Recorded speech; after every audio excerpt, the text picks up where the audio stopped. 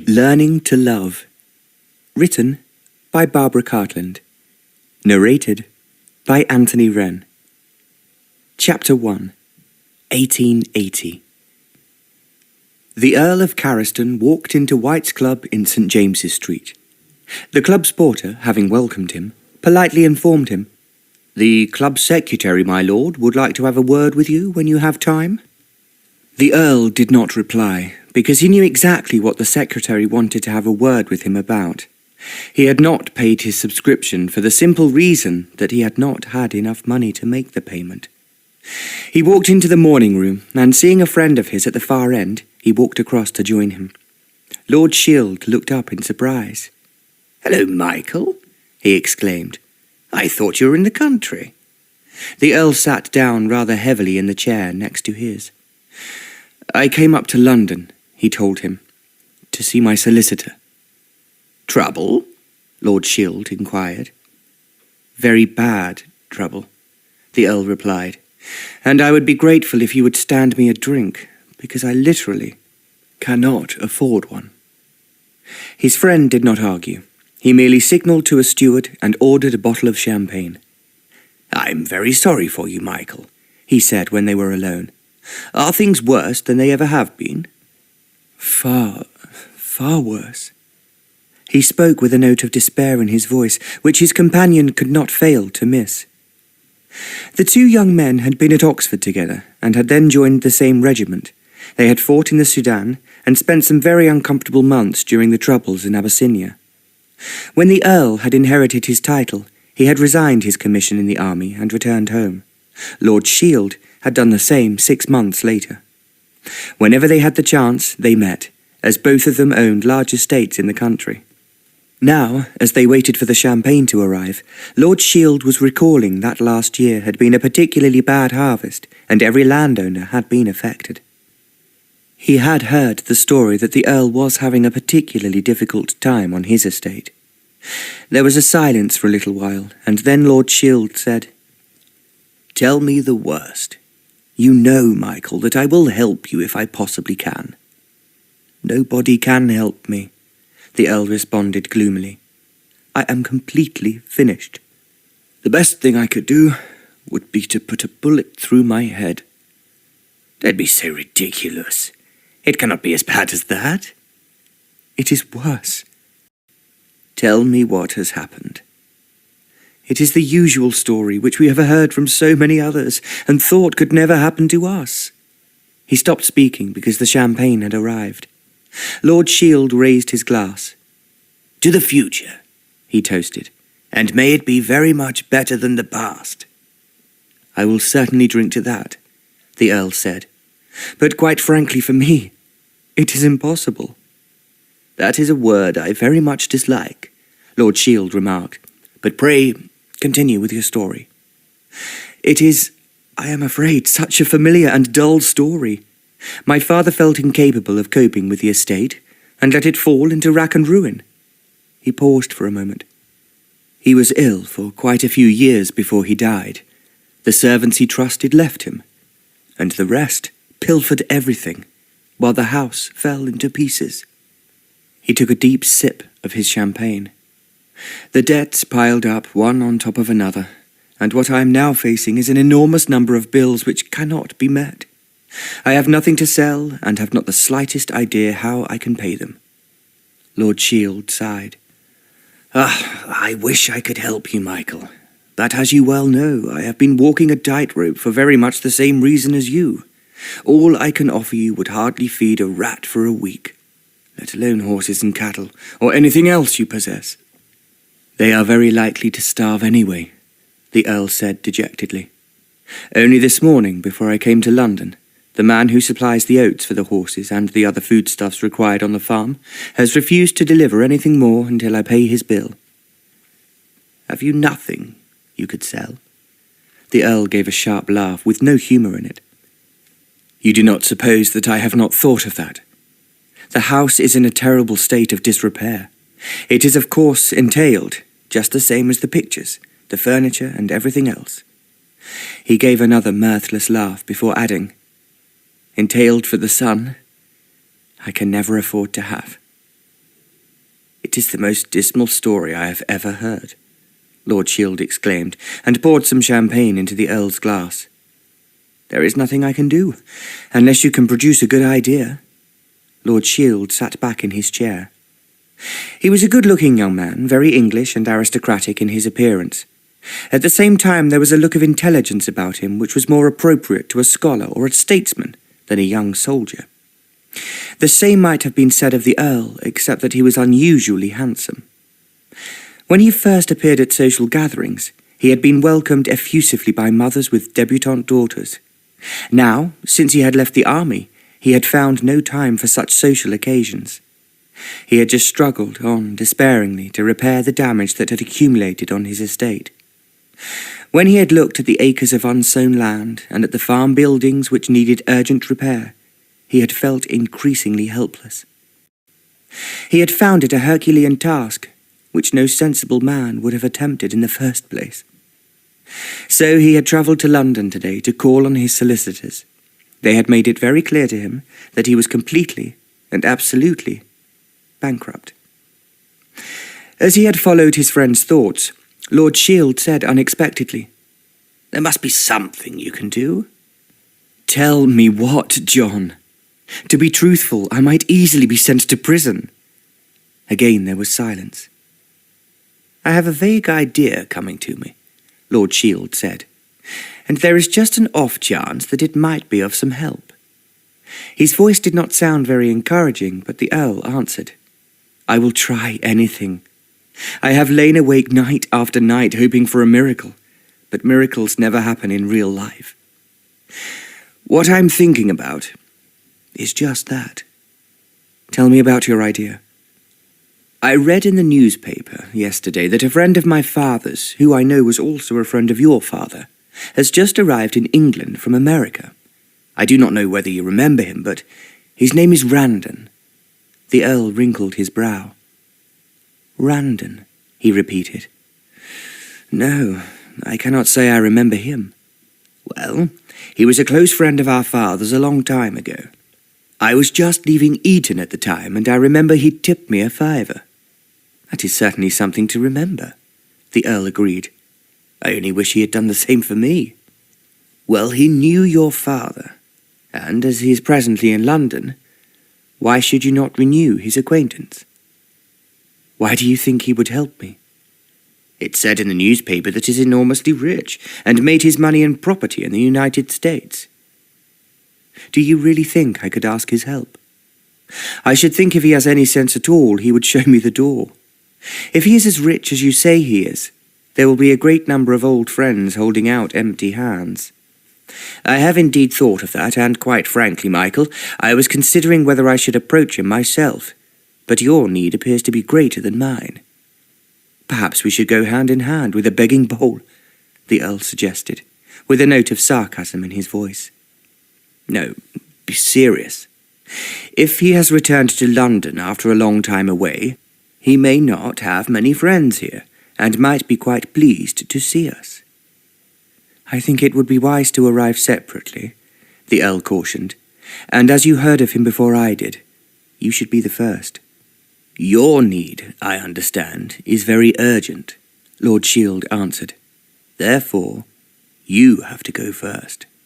Honestly, Michael, I am not as desperate as you are." "You can be thankful for that small mercy at any rate. I am seriously thinking of putting a bullet through my head, or just disappearing abroad where no one can find me, and leaving the house to fall down, and the estate to become a complete wilderness, which it nearly is already." "Of course you cannot do that." "If your rich friend cannot help me, then what am I to do?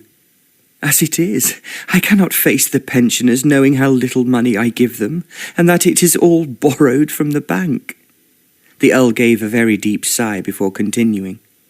"The church needs repair.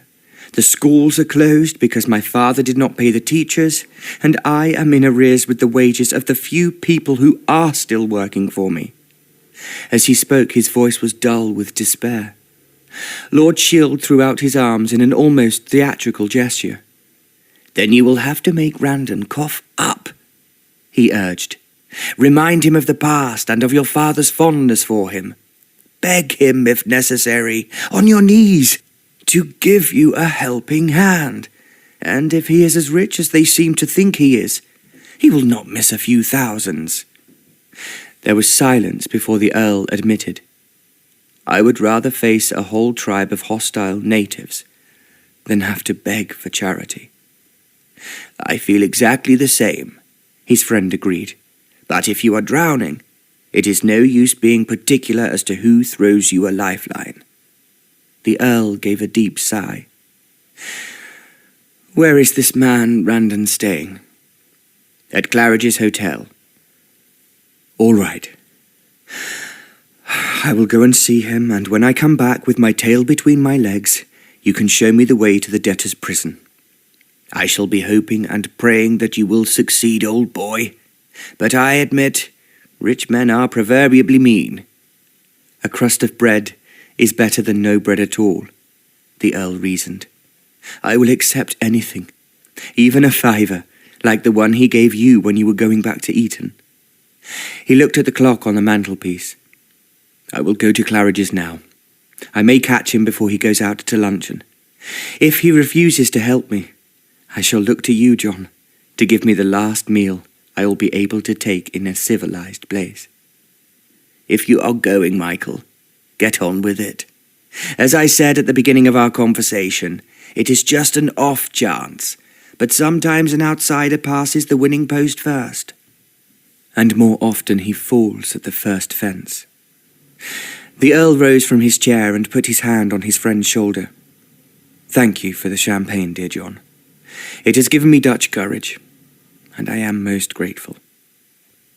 He walked away before Lord Shield could reply. Outside the club, his chaise in which he had driven up from the country was waiting.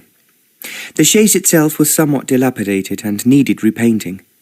However, the horse drawing it was a good-looking animal, and he certainly looked better fed than his owner. As the Earl climbed into the driving seat, he was aware that the groom who handed him the reins was looking pale and thin, and his coat needed repairing. "I have another call to make, Jim, and then I will try to find you something to eat, as I expect you are hungry." "That's nothing new, my lord," the groom answered. "But I'll be mighty glad of anything you can give me." The Earl did not reply, but turned the horse round and drove into Piccadilly and up Berkeley Street into Berkeley Square. He remembered as he passed through the square that his grandfather had owned a house here. His father had sold it as soon as he came into the title. It took him only a few minutes more to reach Claridge's. The Earl made his inquiries at the hotel's reception desk and was told that Mr. Randon was in his suite. He gave his name and asked if Mr. Randon would see him, and a page was sent hurrying up the broad staircase to the first floor. While the Earl was waiting, ladies and gentlemen were arriving for luncheon, and a band was playing in the foyer. It was a long time since he had lunched or dined in any expensive hotel, nor for that matter in the company of people who were well off. Several pretty women, very smartly dressed, passed the Earl as he stood with his back to the fireplace. Because he was so handsome, they first looked at him with interest, and then they looked again with what was almost an invitation in their eyes. The Earl wondered, a little bitterly, what they would say if they knew that his pockets were empty. If he was to ask a lady to have luncheon with him, she would have to pay for the meal. There were, however, he noticed, several rather smart gentlemen waiting for them. They sprang to their feet eagerly when the ladies appeared. It was a long time, he thought, since he had taken a woman out for a meal, or even had the pleasure of her company. He remembered the women he had met in Cairo, when he had spent a short leave in that exotic city. How entrancing they had been. There was one in particular, whom he had almost forgotten until now. As he was thinking back into the past, a voice startled him. "Mr. Randon will see you now, my lord." The Earl had been so far away in his thoughts that he came back to reality with a jerk. Thank you," he said to the page, and followed him up the stairs. As he would have expected of a rich man, the suite which Mr. Randon was occupying was one of the largest and most prestigious in the hotel. As the Earl was ushered into the sitting-room, he thought for a moment it was empty. Then he noticed that the man he had come to see was on the sofa by the window. He was lying back against silk cushions, and his legs were covered with a rug. The page closed the door behind him. As he walked across the room, he saw that Mr. Randon was a man with grey hair and a lined face. He looked extremely ill. As the Earl reached him, he held out his hand, saying, "I remember your father well, and, of course, Michael, you have grown a great deal since I last saw you when you were only a little boy." There was a chair beside the sofa, and the Earl sat down. "I am sorry to hear that you are ill." "I am very ill," Mr. Randon replied. "But tell me about your father and when he died. I remember hearing about his death when I was in the wilds of America, and could not even send a wreath for his funeral." The Earl told him the date of his father's death, which had been over 2 years ago, and how he had suffered for years before he finally passed away. "I'm so sorry. Very sorry indeed," Mr. Randon said. "And what have you been doing since I last saw you?" The Earl explained how he had taken a commission in the army after he left Oxford, and how he had resigned his commission when his father died. He told him how he had been trying ever since to repair the damage that had been done to his neglected estate. "I do remember your house very well." "I would not like you to see it now, sir," the Earl replied. "Nothing has been done to it during my father's illness, and the roof is falling in, and very soon it will be almost inhabitable." "A sad story. A very sad story," Mr. Randon commented. "And what are you doing about it?" "To be honest, there is nothing I can do. I have tried. I really have tried desperately, but there is too much to be done." He paused for a moment and then resumed. "You may not know, having been abroad, but we have suffered a succession of bad harvests, which have been fatal for a great many farmers." "And your stables?" Mr. Randon questioned. "I remember well the excellent horses your father owned." "I have 3 left now. 2 are getting old, but there is one which I can still ride and drive, behind which I came to London today." There was an uncomfortable silence. The Earl knew that Mr. Randon was looking at him critically. There was no need for him to plead for help after what he had just said. Mr. Randon, who was a shrewd and clever man, was obviously aware of his situation. "What made you come to see me?" he asked. He broke a silence which the Earl felt was almost unbearable. "I have just come from White's," he replied, "where I was talking to my friend John, who is now Lord Shield. I think you knew his father even better than you knew mine." Yes, of course," Mr. Randon agreed. "Shield was a great friend of mine." "John told me that he had read about your arrival in a newspaper, and I have therefore come to see you, because you knew my father." "And because you need my money?" The Earl felt uncomfortable and ashamed of begging from a man who was a stranger to him. He wanted to rise and leave. It was only by controlling himself that he managed to answer. It may seem a presumption, sir, but being desperate, I came to see you because of your past friendship with my father." "How desperate?" Mr. Randon asked sharply. Again the Earl drew in his breath. He felt he had never been so humiliated in his whole life.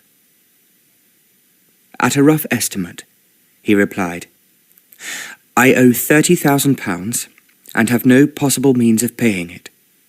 As you will understand, the house and estate are entailed, and anything saleable has already been disposed of." "What do you think it would cost to put the whole place in working order as I remember it?" The Earl spread out his hands. "It would cost so much, sir, that I would not even like to guess at what would be required." "I have not made my fortune," Mr. Randon said in a hard voice, "without being businesslike. You should learn, young man, to give a straight answer to a straight question."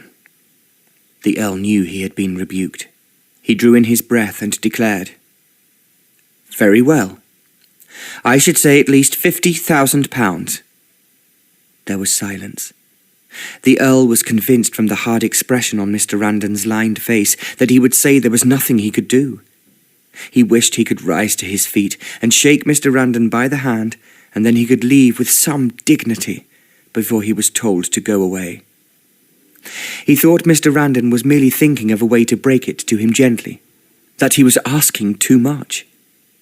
Then the older man said slowly, "I have a proposition to make to you." The Earl felt his spirits lift. "Proposition, sir?" "Yes," Mr. Randon replied. "And because I have a very short time to live, I want an answer now." "I understand." "I appreciate your predicament," Mr. Randon continued, "and I am prepared to make over to you the sum you require to restore your estate and pay off your debts, on condition that you marry my daughter immediately." The Earl drew in his breath. Marry your daughter?" he stammered, thinking his voice did not sound like his own. "I will arrange for the marriage to take place tomorrow morning, after which you will take her away to Cariston Hall, because I will be leaving England." "Leaving England?" the Earl repeated. He thought as he spoke that he was sounding extremely stupid. But he was finding it hard to take in exactly what Mr. Randon was saying to him. "I have been told," Mr. Randon continued, "by my doctor, that I may die at any moment. I have developed a dislike of funerals, with people weeping and wailing, and I have no wish for anyone to mourn me. I shall therefore leave England the moment you have married my daughter, if you agree to do so, and no one will ever hear of me again." "But, sir," the Earl began in astonishment. Mr. Randon put up his hand. "I have told you that your answer needs to be a direct yes or no. The funds you require, which shall we say is £100,000 to make it a round figure, will be paid into your bank immediately after the wedding has taken place. As you are well aware, you will then take on the handling of my daughter's fortune, which is a very considerable one, and is likely to increase as the years go by." "But, sir, your daughter has not met me," the Earl protested. "She may—" "My daughter will do as she is told," Mr. Randon interrupted. "I do not intend to discuss this matter any further. I am merely asking for your answer to my proposition." The Earl felt his head was whirling, and it was difficult to think straight. How could he refuse £100,000? How could he refuse to not only restore his house, but to help all his dependents on his estate, who had been suffering ever since his father died? Mr. Randon was looking at him expectantly. The Earl knew he was waiting. He heard a voice that did not sound like his own. "Of course, sir. I can only accept your proposition most gratefully." "Then it is settled. I will organize everything, and you will be married to my daughter Kristina at St. George's Church, Hanover Square, tomorrow morning at 11 o'clock. I suppose you will be bringing your best man with you.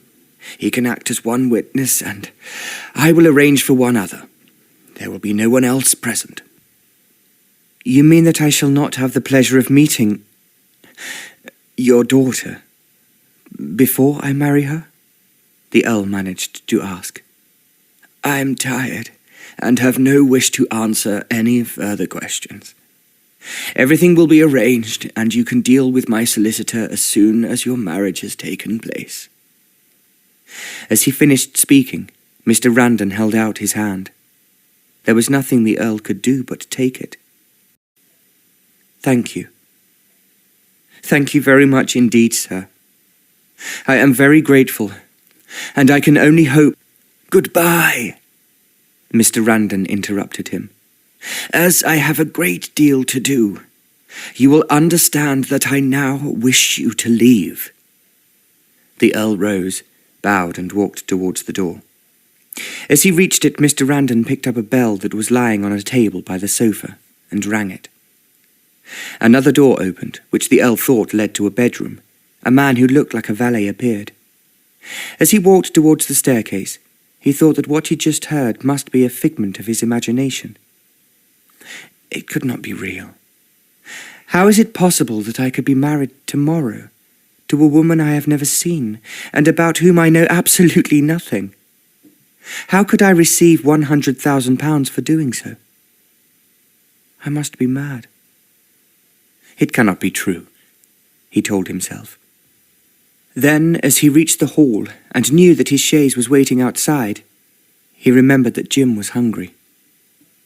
I must find him something to eat, he thought. At the same time, he knew that John Shield was waiting for him at White's. Quite suddenly, he realized that he could not return to White's. He could not discuss with John what had just happened. As his friend who would mull over the story and find it not only unbelievable, but rather discreditable. The Earl walked out of Claridge's. He stepped into his chaise, and as he took the reins, he said, "I will find you something to eat, Jim. Unless it has been closed down, there used to be a good public house at the corner of Mount Street." He saw the groom's eyes lighten at the thought of food. Without saying any more, the Earl drove quickly through Grosvenor Square and into Mount Street. He had not been wrong. The public house was still there and looked as if it was doing well. "Go inside," the Earl told him, "and buy whatever food they have ready and 2 bottles of beer." As he spoke, he drew a few silver coins out of his pocket and gave them to his groom.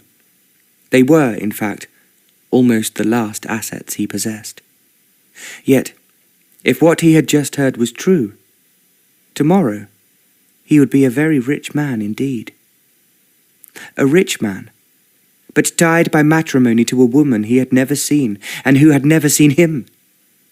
A woman from whom it would be impossible for him to escape for the rest of his life. Jim was not long in coming back, carrying the beer and food wrapped up roughly in paper. "They says, my lord, they expects people to stay inside to eat their food, but I tells them that your lordship cannot leave the horses." "We will eat in the park," the Earl replied, feeling that he was in considerable need of some fresh air. The streets, like his impending marriage, seemed to be closing in on him. He drove into Hyde Park and stopped where there was a quiet place shaded with trees by the Serpentine. He climbed down from the chaise, taking 1 bottle of beer and a little of the food that Jim had brought. He walked away to where there was an empty seat under a tree overlooking the water. As he ate, he found himself thinking that if Mr. Randon was as ill as he said he was, he might die in the night, and then everything the old man had planned would be upset. When he went to St. George's Church tomorrow morning, he would find there was no bride. No one would be waiting there except perhaps a passer-by kneeling in prayer. The whole situation is far too fantastic, he thought. Yet, like a drowning man clutching onto a rope, he wanted to believe it was true, that his home and the estate would be saved. He had known that if the title was to carry on as it had done for 600 years, passing from father to son, he would sooner or later need to be married. He had indeed been under some pressure when he was 20 and 21. He had then decided that he would not marry until he was older and fell really in love. Of course, there had been women in his life. He had been far too good-looking to escape from them. It was they who had done the hunting, not he. It would be untrue to say that he had not enjoyed them all, but it would be equally true to say that none of them had meant anything very much to him. His mother, who had died when he was 12, had been incredibly beautiful, as well as a very gentle and loving parent. At her death, he had felt as if the whole world had come to an end, and nothing would ever be the same without her. When he realized that he had to go on living without her love, he had found it very difficult, and for several years had been desperately unhappy. It was something he could never talk about to anyone, so he had repressed his sorrow within himself. As he grew older, he knew that what he wanted in a woman was the softness, the sweetness, and the love he had received from his mother. Without expressing his feelings in words, he had thought that one day he would find someone like her. She would love him. He would love her. They would be married and live happily ever after. It had never crossed his mind, when he was so hard up, that he should look for an heiress, nor that he should marry a woman only because she could give him the money he so desperately required for his estate. He had seen the fortune hunters, because they had been all too evident when he had gone to balls and parties in London, and there was always a great number of young girls who were known to have wealthy fathers. But like most masculine men, the Earl had thought that nothing could be more humiliating than to be dependent on his wife, and to be obliged to ask her to pay for everything he required, not only for himself, but for those who were dependent on him. Yet now, that was just what he was being forced to do. He shrank with revulsion from the whole idea. He appreciated that Mr. Randon had promised him £100,000 to pay his debts, but it was really a bribe to make sure that he would fulfill his part of the contract and marry his daughter. I hate the whole idea, the Earl thought, looking out over the Serpentine. Once again he felt he could hear his mother's sweet voice telling him how much she loved him. He could feel the softness of her arms around him. Doubtless, Mr. Randon's daughter would be as hard as he was himself. If she resembled her father, she would certainly be no beauty. "I cannot do it," the Earl screamed at himself. But he knew he was deceiving himself. He had to do it, because there was no alternative. It was not only for himself. It was for the sake of his people, for the farmers who had tears in their eyes as they told him that their crops had failed, and that they had lost their cows, their sheep, their pigs, and even their chickens. What they needed was money, just as he needed money for the house, and the servants who were asking for their wages, and for the pensioners who could not manage on what little he had been able to give them these last few months. He wanted money too for the children, and all those who had worked for the family for years, like young Jim. They were hungry because he could not pay them their wages to buy food. "I have to do it. I must," the Earl told himself. He realized that he had eaten the food Jim had bought at the public house and drunk the beer without even tasting it. Now he needed to find a room for the night where they would not ask him to pay in advance. There would be no point in driving back to the country and immediately having to return if he was to be at the church on time. He could think of various friends whom he had known in the past, and if they could, they would willingly provide him with a bed for the night. But they would undoubtedly ask questions as to why he was in London. He might have to tell them why he had to be at St. George's Church at 11 o'clock tomorrow morning. "There must be somewhere I can stay," he pondered. Yet it had been too long a time since he had seen any of his friends. Then he had an idea. He would go to the regiment to see the colonel and ask if it was possible that he could stay there just for one night. He was quite sure that he would be willing to oblige him. He thought, with a wry twist to his lips, he would spend his last night as a bachelor with the men with whom he had fought. He would be with men who were concerned with training how to fight an enemy. They did not have to sell themselves on the altar of matrimony. He rose from the seat by the Serpentine and walked back to his chaise. Jim was licking his fingers as if he did not wish to waste a crumb of the food he had bought for him. He had obviously enjoyed every mouthful. The Earl thought he would arrange, without too much difficulty, for Jim also to spend the night at the barracks. "My last night of freedom," he whispered to himself. "And God knows if it will be a night I shall always remember."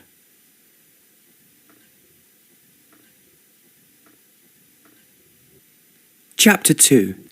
The colonel of the regiment was delighted to see the Earl, who had known him only slightly when he had been in the army, and he found an old comrade in arms, Captain Charles Stewart, who took the Earl into the officers' mess. There were a number of young officers whom the Earl had not met, and just two whom he had known in the last year. before he had resigned his commission. They all welcomed him in a most friendly manner, and when he sat down to dinner with them, he was enjoying every moment. Halfway through the meal, Captain Charles told him that he and 3 other officers were going to a party at Lady G's, and he must come with them. Lady G? The Earl queried. Who is that? She is always known simply as Lady G, Captain Charles explained. You do not know who she is? I have no idea. He was then told that Lady G was quite a famous personage on the London scene. She had been a beauty in her time, and had married several husbands. This last one had had an unpronounceable Greek name. When he died, he left her a large amount of money, but, as she said herself, when she was too old to enjoy it. She therefore gave parties, at which she welcomed any number of gentlemen. She saw to it that they were amused by young and attractive women. Most of them are married, Captain Charles explained. Or say they are. Quite frankly, Michael, your mother would not accept them, but they are all very pretty, and the greatest fun. It sounds something new and original, the Earl agreed. There was certainly no Lady G in my day. We get the best champagne free, and you will see for yourself tonight what a joy it is, especially for young subalterns with no friends in London. The Earl became curious. At the same time, it prevented him thinking about what was lying ahead of him tomorrow. He was trying not to remember that this was his last day of freedom. Yet it kept recurring to his mind that he should enjoy himself while he still had the chance. He also learned that his friend Charles Stuart was leaving the following evening for India. He had been appointed to a post at Vicarel Lodge in Calcutta, and was looking forward to his new posting enormously. Equally I shall miss being at home, Captain Charles commented. However much I travel, and I know you will say the same, there is nowhere like one's own country. I agree with you, the Earl answered. But if you are not leaving until the evening, Charles, there is something I would like you to do for me at 11 o'clock tomorrow morning, if you would be so kind. Of course, he replied. I will do anything you want. I will tell you about it later, and thank you for saying that you will help me in a matter of great importance to me. He had worried as to whether he should ask John Shield to be his best man, but with Charles going away the same evening, it would make it easier for his marriage to be kept a secret. The dinner in the officers' mess was excellent, and because he felt he needed it, the Earl had a great deal to drink. Then the 5 of them set off when dinner was finished to Lady G's house in Chelsea, which was an impressive mansion standing in its own garden. When they arrived, they found they were by no means the first.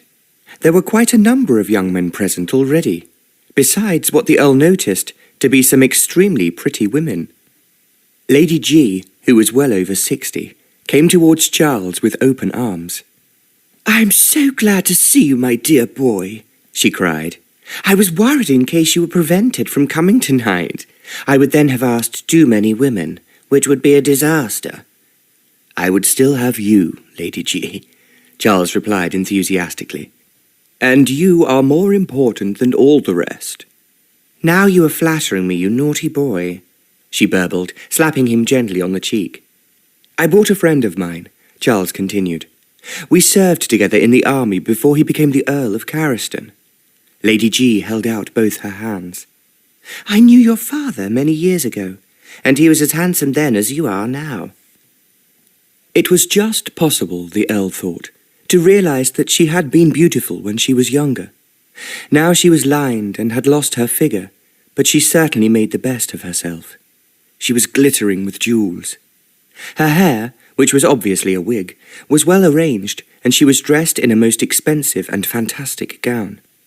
Now, come and have something to drink, Lady G invited the Earl. Charles will have told you that I boast a cellar which is the envy of London, and I am sure you are a connoisseur when it comes to wine. The Earl thought with a smile of amusement that he had not been accused of that particular vice before. He did, however, appreciate the excellence of the different wines he was being offered, but he thought it best to stick to the very good and extremely expensive vintage champagne. Lady G was chattering away to him, and at the same time she obviously was looking round the room for someone she wanted him to meet. Finally, she made a small sound of satisfaction as a beautiful young woman came walking towards her. She had dark hair, eyes that flashed like diamonds, and a dazzling white skin. "I was hoping you would come tonight, Rosie," she trumpeted as the woman kissed her. "Let me introduce you to a charming young man whose father used to be as handsome as he is. Lord Cariston, Lady Rosemary Weldon." Lady Rosemary gave the Earl a dazzling smile. When he took her hand, he was aware that she wore a wedding ring beside one set with diamonds. "Come and dance," she suggested. "I have been sitting all day, and I need the exercise." The Earl glanced at Lady G to see if it was rude to leave her. Then he realized that she had already turned away to welcome some newcomers. Lady Rosemary led him into what appeared to be a small ballroom, which was lavishly decorated with flowers. There was a small band playing on a platform at one end. There were only 2 other couples dancing. When the Earl put his arm around Lady Rosemary's small waist, he realized that she was a very good dancer, if a somewhat intimate one. She certainly clung to him very closely. As their steps seemed to match each other's, he recognized that he was lucky enough to have found a really excellent partner. "Tell me about yourself," Lady Rosemary asked in a soft, caressing voice. It was a tone that the Earl had often heard before. It was the way women invariably spoke to him, almost as soon as they met. "I am a country squire," the Earl replied, "and the reason we have not met before is that I have not been in London for a very long time." "Well, now you have come back. We must make it impossible for you to leave," Lady Rosemary cooed in her entrancing voice. They danced for some time, and then walked into another room where small tables were romantically lit with pink candles. Without asking, wine was immediately placed in front of them. Looking into his eyes, Lady Rosemary drank to his health. "Have you come here alone?" the Earl inquired. "Or is there someone waiting impatiently to claim you for the next dance?" "I want to dance with you," she purred. "If one comes to Lady G's, it is always a mistake to bring anyone with you who may be inclined to be possessive." The Earl could not fail to understand her implication, so he escorted her back into the ballroom for another dance. Later he found there seemed to be no one else at the party except Rosie, as she told him to call her. No one interrupted them or even asked if they were enjoying themselves. They were alone in the world, in which they danced, drank, and danced again. Finally, because it was too hot in the ballroom, Rosie suggested they should move into the garden. They walked slowly over a smooth lawn until under the trees the Earl saw that there was a summer house. The door was open and there was just a few candles lighting it. He could not remember afterwards if he had found it by chance or whether Rosie had guided him there. Out of curiosity, he looked inside and found it contained a very large, comfortable-looking divan on which a number of soft cushions were arranged. "Shall we sit here?" he suggested. As he was speaking, Rosie closed the door. Then her arms were round his neck, and it was impossible to think of anything else. It was 1 o'clock in the morning when the Earl heard Charles Stuart saying, "I have been wondering where you were, Michael. We should be getting back to the barracks." The Earl opened his eyes. He had been asleep on the comfortable divan, and there was no sign of Rosie. He pulled himself up, and Charles helped him into his coat, which he could not remember taking off. "It has been a jolly good evening," Charles said conversationally. "But I expect you are tired, after coming up from the country this morning." Yes, indeed I am." He put on his shoes and walked across the lawn beside Charles. "Lady G has gone to bed," Charles informed him, "so there's no need for us to say goodbye to anyone, although I expect some of the party will go on dancing until dawn." The Earl was forcing himself to return to reality. He sensed that it was somehow remiss of him not to say goodbye to his hostess, or for that matter, to Rosie. However, it was easier in the circumstances to leave as Charles had suggested, and there were only the 2 of them being driven back to the barracks. The Earl thought it was tactful not to inquire what had happened to the other officers who had come with them. "What I am asking you to do tomorrow morning, Charles, he began as they drove away, "is to be the best man at my wedding." Charles looked at him in surprise. "At your wedding? I always remember you saying you had no intention of getting married until you were much older. Who is the fortunate young lady?" "I do not want to talk about it. I just want you to do me the great favour by being my best man at what is to be a secret marriage." The Earl paused before continuing. "The wedding is to take place at St. George's, Hanover Square, at 11 o'clock in the morning. It will not be announced in the newspapers, and I do not want anyone to find out that it has happened for a long time." "It all sounds very mysterious. Are you in any particular trouble, Michael?" The Earl guessed that Charles thought he was being blackmailed into marriage, perhaps with someone he had seduced. No, it is not that," he replied quickly. "It is a hurried wedding because the bride's father is extremely ill, and I have no wish for anyone to talk about it until we can be properly announced at a later date." "I understand, and of course I promise you, Michael, I will not tell anyone, if that is what you want." "Thank you, Charles. I know I can rely on you." They drove on in silence until they reached the barracks. Then, as they climbed upstairs to the bedrooms, the Earl asked, "Please, tell someone to call me fairly early, otherwise I might easily oversleep." "I will see to it," Charles promised. The Earl walked to his room. He had brought enough clothes to London to stay for one night. He had intended to dine at White's before everything had happened in such an extraordinary way, and he had therefore packed his dinner jacket, which he was now wearing. He was relieved to see that while he had been away, one of the regimental batmen had pressed the clothes he was wearing when he arrived. They were not particularly smart, but he thought they would have to do, whether the bride liked it or not. Once in bed, he realized he was still sleepy, and if he was honest, he was still suffering slightly from too much champagne. At the same time, he could not help thinking a little cynically that he had just spent his last bachelor party in what might be described as style. He wondered if he would ever see Lady Rosemary again. She had certainly lifted him from a moment with a flame of passion that most men would find irresistible. I should be grateful to her, the Earl thought. However, he really had no wish to see her again. It took him a little time to fall asleep. The menace of what was going to happen so soon was beginning to prey on his mind.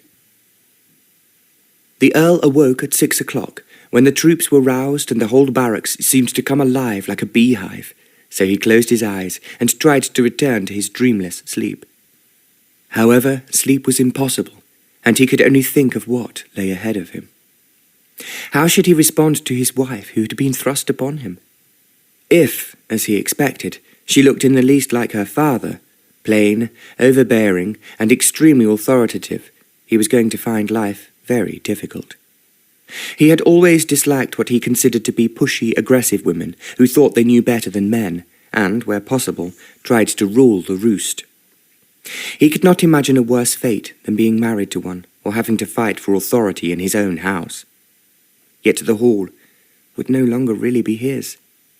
How could it be, when she would have paid for the food that was put into his mouth? For the servants who waited on them? For every repair? And heaven knows there were enough repairs needed at Cariston Hall to employ a regiment. I should be grateful for what John guessed was just the chance of a miracle, the Earl kept telling himself. Equally, he could not help feeling his whole being revolt at what he was being forced to do. A batman called him at 8 o'clock and informed him that breakfast was being served in the officers' mess. Captain Charles has had to go out, my lord, the batman informed him. But he says he'll be back at 10 o'clock. Thank you, the Earl replied. And will you please tell my groom that I require my chaise at 10:30 precisely? He had a quick bath and dressed himself, trying to look as neat and smart as he could, although his clothes were well worn and somewhat threadbare. Definitely not smart enough for a bridegroom of his standing, but there was nothing more he could do. Except, he thought sourly, that it was only what the bride would expect the pauper she was marrying to look like. He wondered if perhaps she was as reluctant as he was to marry someone she had never met. Then he told himself cynically that, like all young women, she was out to snare a title, which was in fact all she would gain from this marriage. He was very conscious of the fact that, because he was an earl, and the 7th member of his family to hold the title, he was a matrimonial catch. Not a very impressive one, but still a catch.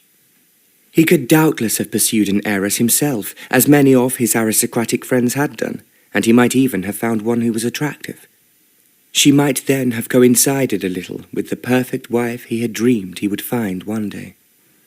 Actually, he would never have done so because he would have thought it too humiliating. Now, he was in an even more degrading position. His bride had been chosen for him, and he had never seen her, and she would doubtless dislike him as much as he already disliked her. All these thoughts and a great deal more flashed through his mind as he was dressing. He forced himself to appear at ease as he walked downstairs for breakfast. There were quite a number of officers still in the mess, including the colonel. "Did you enjoy yourself last night?" he asked. "I hear they took you to Lady G's, and that invariably means a night of too much drink, and too many pretty women." The colonel laughed, and the earl managed to laugh too. "That describes it exactly, sir." "Well, we are very lucky to have found the old woman," the colonel continued. "She is certainly a unique institution in London, and they tell me there is no one like her in any other capital city in Europe." He drank a sip of coffee before he added, "You know, I mean that it is all for free, and what young subaltern, who is invariably penniless, could ask for more?" "I do agree with you," the earl replied. He wondered vaguely if Rosie was thinking of him this morning, or perhaps after she had crept away when he was asleep. She had never given him another thought. She was certainly very pretty, and he had been lucky that she had taken his mind off himself, at least for the hours they had been together. "I suppose you are travelling back to the country today?" the colonel was saying. "Yes, I think so." The earl wondered as he spoke if his bride would think it a poor sort of honeymoon. She would certainly find no comforts at Cariston Hall, and it was doubtful whether there would be much to eat for dinner. He supposed he ought to do something about it, but somehow he felt limp, and it was too much of an effort to try to think ahead. All he kept remembering was that he was due at St. George's in Hanover Square by 11 o'clock. There, he would be married. At the same time, he would receive an enormous cheque, which would change his life completely from the moment it was in his possession. He looked around the table at the colonel and the other senior officers, and conjectured at what they would say if he told them what he was about to undertake. He supposed most of them would think he was very lucky, and the others would undoubtedly despise him for selling himself, or rather his title, for that was what it was really amounted to. Now he thought it over. He felt certain that, if he were just Mr. Nobody, the wealthy Mr. Randon would have behaved differently. He might have given him a small amount for the sake of auld lang syne, and would then have looked elsewhere for a son-in-law higher up the social tree. Of course, that was the answer, and he was very stupid not to have realized it earlier. As the Earl of Cariston, he had something concrete to offer, and Mr. Randon had been well aware of it. He wanted an aristocratic husband for his daughter, and who better at a moment's notice than himself? An earl with a long family history behind him. He was also the son of a man who had been Mr. Randon's friend in the past. "This is what has happened," the earl told himself, "and I need not feel as humble as all that." He mused that what it actually meant was that he need not be subservient or under any obligation to his wife simply because she could pay for anything he required. By the time breakfast was over, the earl felt he could still carry his head high, even though he was selling himself at the altar. Charles appeared promptly at 10 o'clock to say he had been making last-minute preparations to leave for India, as the P&O liner on which he was sailing would leave Tilbury just before midnight. "Will you be back for luncheon?" the colonel inquired of him. "Yes, sir," Charles answered. "I have an engagement this morning, and after that I shall be free." "I would like to have a last few words with you," the colonel said, "so do not forget. I expect, however, you will have a large number of people to say goodbye to." He walked away without waiting for an answer. Charles turned to the Earl. Not as many as all that. My family, as you know, live in Derbyshire, and I have already said goodbye to them. But there was a very pretty girl I met last night, and I have every intention of saying farewell to her when you have finished with me. I do not think I shall be keeping you very long, the Earl replied dejectedly. Jim, who looked as if he had enjoyed himself, brought the chaise round to the officers' quarters. The two men climbed into the front with Jim behind. There seemed nothing particular to say, so they did not talk as the Earl drove down Birdcage Walk and into Green Park.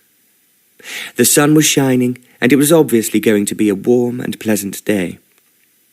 Charles was looking around him as if he was taking a last glimpse of London before he travelled to India. The Earl could remember doing the same when he had first gone abroad. When he was in the Sudan, he had felt extremely homesick at times, and often thought that people at home forgot how monotonous service life could be in a foreign country. A soldier usually could not speak the language, and, when he was not actually campaigning, there was very little to do. He had been fortunate in that he always enjoyed reading, and had managed by hook or by crook to find books wherever he was posted. The majority of his brother officers in their time off just smoked and drank, and longed for a pretty girl to talk to. There was no club for them like White's or Boodle's, where they would always find other friends with whom they had been at school or university. "How long do you expect to be in India?" the Earl asked as he drove over Grosvenor Square. "I suppose 3 years at least," Charles replied. "It will be exciting to see it all, but I shall miss the family and, of course, being with the regiment." He laughed and added, "In fact, I feel as if I was going to a new school and was the youngest and stupidest boy in the class." "I know exactly what you are feeling. But cheer up, Charles. I hear that the Viceroy lives in great grandeur, and the women in Simla are very attractive." "That is what I have heard," Charles answered, "but I will believe it when I see it." They reached Hanover Square, and the Earl could see St. George's Church looming ahead of him. As he drew up his horse outside, he confided, "I am very grateful for you for doing this for me, Charles, and please remember not a word to the Colonel or anyone else." "You can trust me, and the best of luck, old man." Charles spoke with sincerity. The Earl could only hope that what he was wishing could come true. He handed the reins to Jim and walked up the steps and through the great portico into the church. He had been here before, but he had forgotten how large and imposing it seemed, especially when it was empty. Then, as he looked ahead at the altar, he saw to his surprise that someone had already arrived. He was not late. In fact, it was just 10 minutes before 11 o'clock. As he walked up the aisle, he saw an elderly man with white hair, and beside him stood a young woman. If she was the bride, she was smaller than he had expected. She was wearing a pale blue dress, and on her head what seemed to be a bonnet trimmed with blue flowers. As he drew nearer, the Earl saw that a veil covered her face, which prevented him from seeing her at all clearly. When he reached the altar, the man came forward to hold out his hand. "I think you must be Lord Cariston," he said, "and the vicar said that he would start the service the moment you arrived." The Earl turned towards his future wife, but she was apparently unaware of him as her head was bent. He would have spoken to her, but at that moment the vicar wearing his surplice appeared from the vestry. He stood on the steps in front of the altar, and the bride with the elderly man immediately walked towards him. There was nothing the Earl could do but to follow them as he had been told to do, and the vicar started the service. He intoned the words of the marriage service clearly and sincerely. The Earl considered that under the circumstances he would have thought that the wedding was very well conducted and in fact quite moving. Yet because of the woman standing next to him, the Earl could feel resentment rising in his breast, and it was with the greatest difficulty that he forced himself to attend to what the vicar was saying. When it came to the point where the bride was given away, the elderly man did so. Next, the ring had to be blessed, and the Earl, with a start of horror, realized that he had done nothing about providing one. It had simply not occurred to him. He wondered what he could do. But he noticed that the man escorting the bride was giving something to Charles. A moment later, a ring was placed in his hand. He realized that it was exceedingly remiss of him not to have remembered it, but he had to admit Mr. Randon had thought of every last detail. The vicar blessed the ring and turned to the Earl. "Repeat after me. With this ring I thee wed." Obediently the Earl repeated the words. As he placed the ring on the bride's finger, he noticed that she was trembling, and the responses she gave were in such a soft, unsteady voice that he could hardly hear them. "So she is frightened," he thought. Yet, just as he was horrified at what was happening to both of them, there was nothing he could do about it. They knelt for the blessing. When they rose, they followed the vicar, as would be usual, into the vestry to sign the register. It was laid out for them on a table, and the Earl signed first. Just as the bride took up the pen, the man who had come with her had said, "I must have a few words with you, my lord, and I have arranged with the vicar that we can do so in here." He moved to the other end of the vestry table, and as the Earl followed him, he realized that the vicar was taking the woman, who was now his wife, back into the chancel. It was then that Charles spoke up. "I do not think you will need me any longer, Michael. If you will forgive me, I still have a great deal to do before I leave." "Of course, Charles," the Earl replied, "and the very best of luck to you. I am sure you will enjoy India enormously. And so many thanks for your help today." "I only wish you were coming with me," Charles sighed. They shook hands and Charles departed. The Earl closed the door behind him and turned to face the elderly man. "I think I should introduce myself, my lord," he began. "I am Ernest Trenchard, senior partner of Trenchard, Morton and Pollitt, solicitors to Mr. David Randon." It was rather as the Earl had expected, so he did not say anything as he sat down in a chair at the end of the table. "First of all," Mr. Trenchard announced, "I have instructions to give your lordship this." As he spoke, he handed him a cheque for £99,000.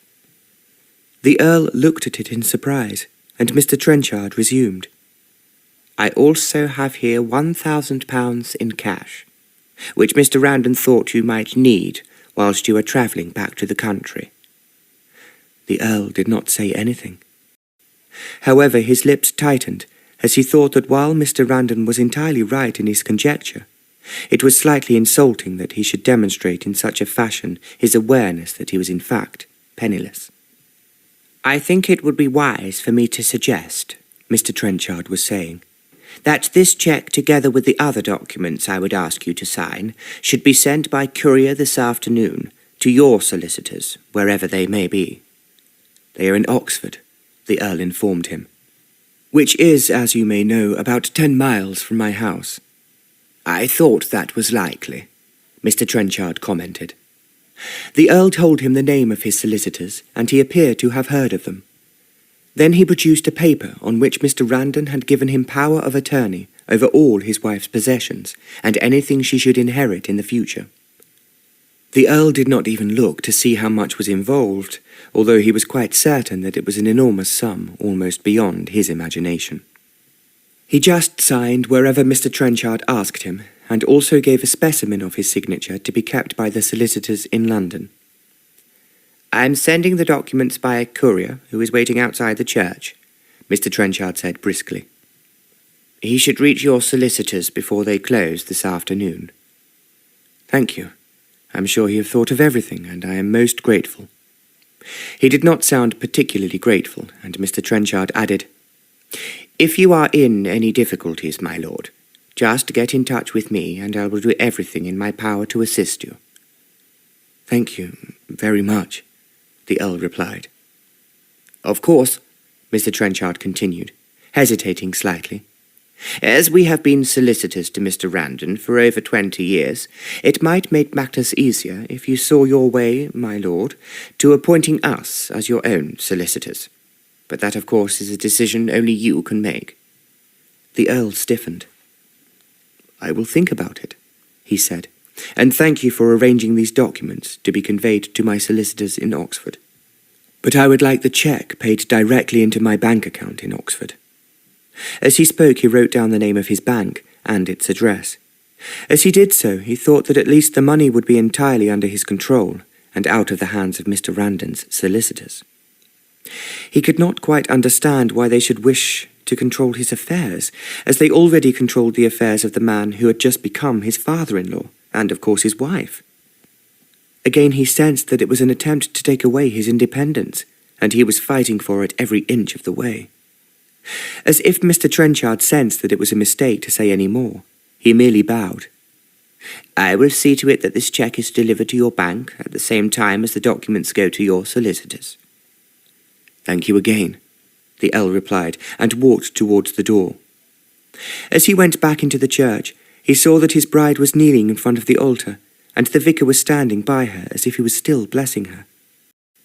When he appeared, Kristina rose to her feet. The Earl approached the vicar and said, "I must thank you very much for the service." "It was a pleasure, my lord," the vicar answered.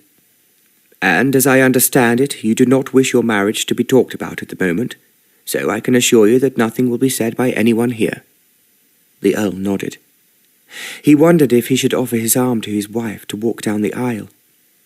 However, she had already started to walk ahead, and he could only follow her with Mr. Trenchard at his side. Outside, the Earl found a large chaise drawn by 4 horses, and to his surprise there was no sign of Jim. Before he could ask any questions, Mr. Trenchard told him, "On Mr. Randon's instructions, your man was told to return to the country. This chaise and the 4 horses are a wedding present to you, and he thought you would wish to drive them to Cariston Hall." For a moment, the Earl could not think what to say, so Mr. Trenchard continued, "Luncheon has already been ordered for you at the Crown and Anchor on the Oxford Road, which you should reach in about 2 hours. The Earl was speechless. Everything was being arranged for him, so that he felt he was a puppet being manipulated by the hands of an expert showman. With a superhuman effort, he held out his hand to Mr. Trenchard, saying, "Thank you very much. I do appreciate all that has been done for me." Whilst he was speaking, his wife had stepped into the chaise, and when he walked round to the other side to take the reins, he saw that the groom in charge was a middle-aged man, who looked as if he was well experienced with horses. The Earl took the reins from the groom, who climbed into the back seat, and they started off. The Earl did not wave to Mr. Trenchard, but he did notice, however, that his wife sitting beside him had raised her hand. The Earl could not help being annoyed at the way he had been treated like a child. His own horses and groom had been sent away without consulting him, yet he was forced to admit that the 4 horses he was driving were perfectly matched and an outstanding team. They were admired by almost everyone they passed in the streets.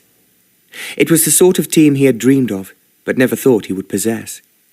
He was also very conscious that the comfortably padded and well-sprung chaise was something he could never have afforded.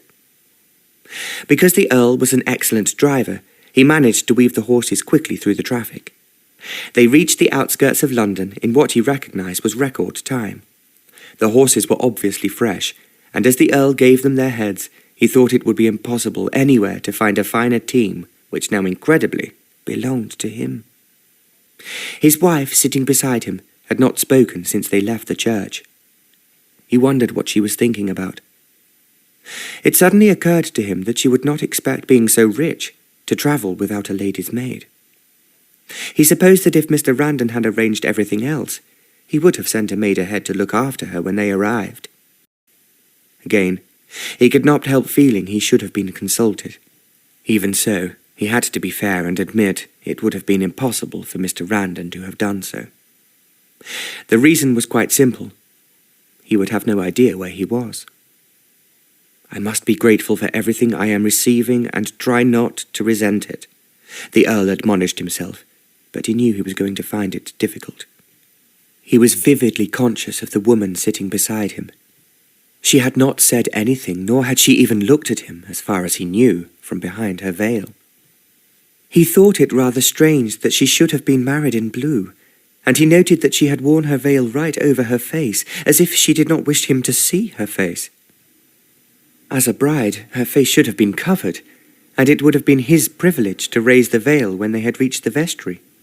Of course, at some weddings it was the practice to kiss the bride. The Earl drew in his breath. He did not want to think about it. It would be best for him to concentrate on the splendid horses. They drove on, and as there was little traffic outside London, the Earl was delighted with the speed they were maintaining. He only wished that John or one of his other friends could be with him, as they would appreciate this outstanding team. Because he felt he must say something to his bride, he drew in his reins a little and, with a great effort, remarked to her, "These are the finest horses I have ever driven. Have you or your father had them long?" For a moment there was silence. Then, in a voice he could hardly hear, she replied, "No, I have never seen them before."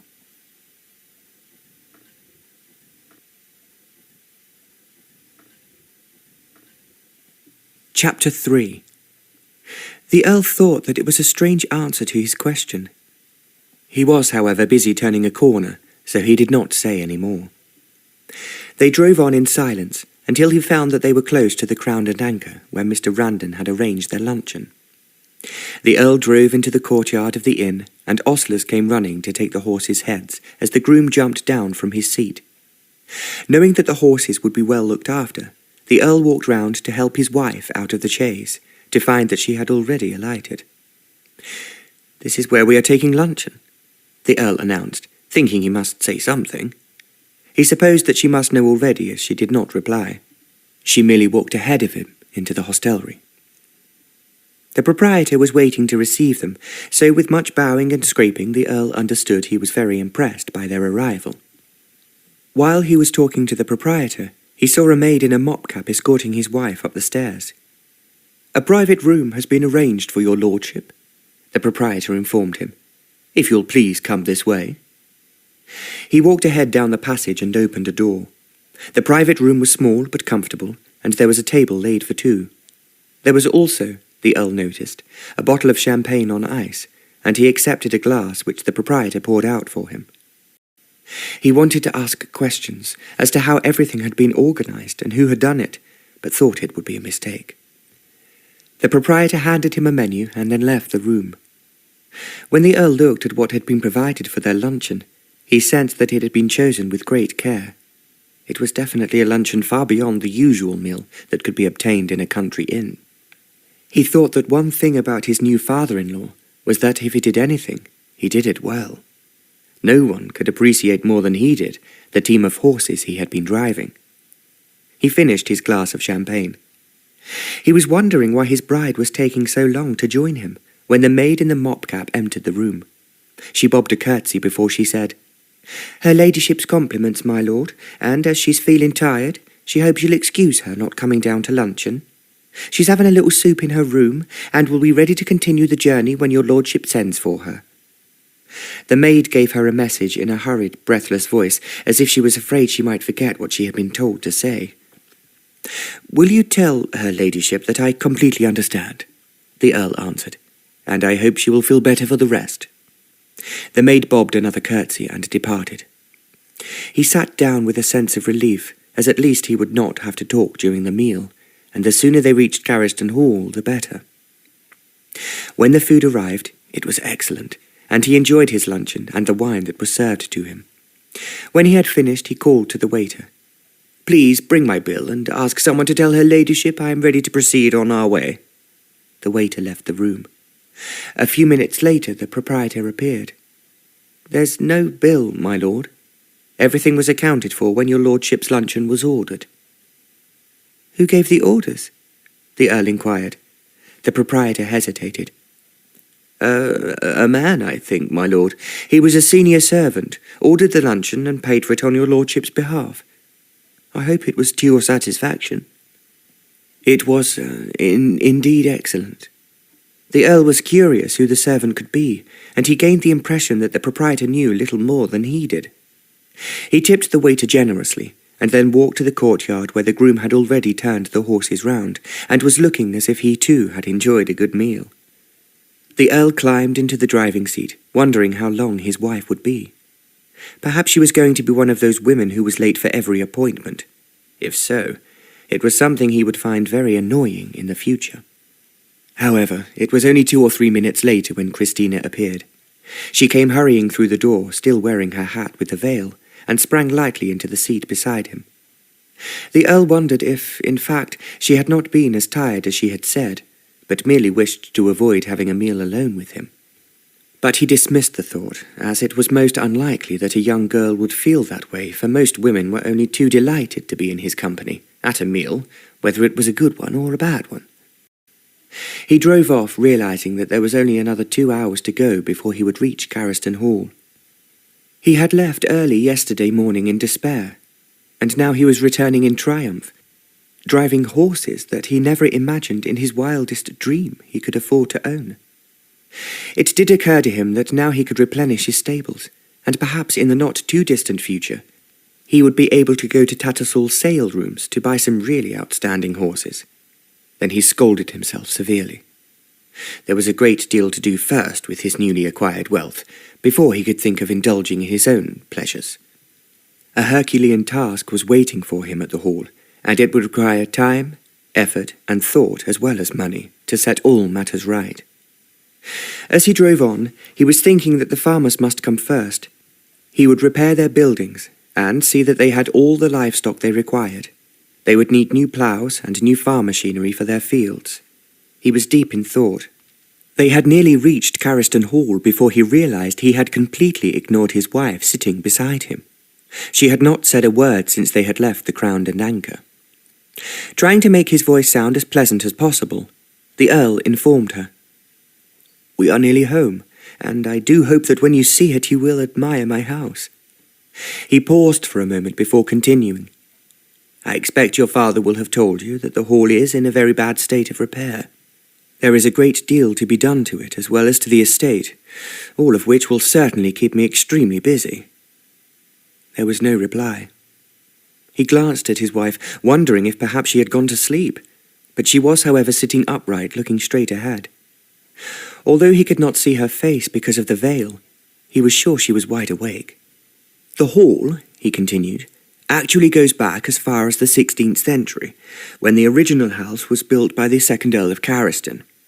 I have some prints of it which you might find interesting, but of course it has been altered and added to over the centuries.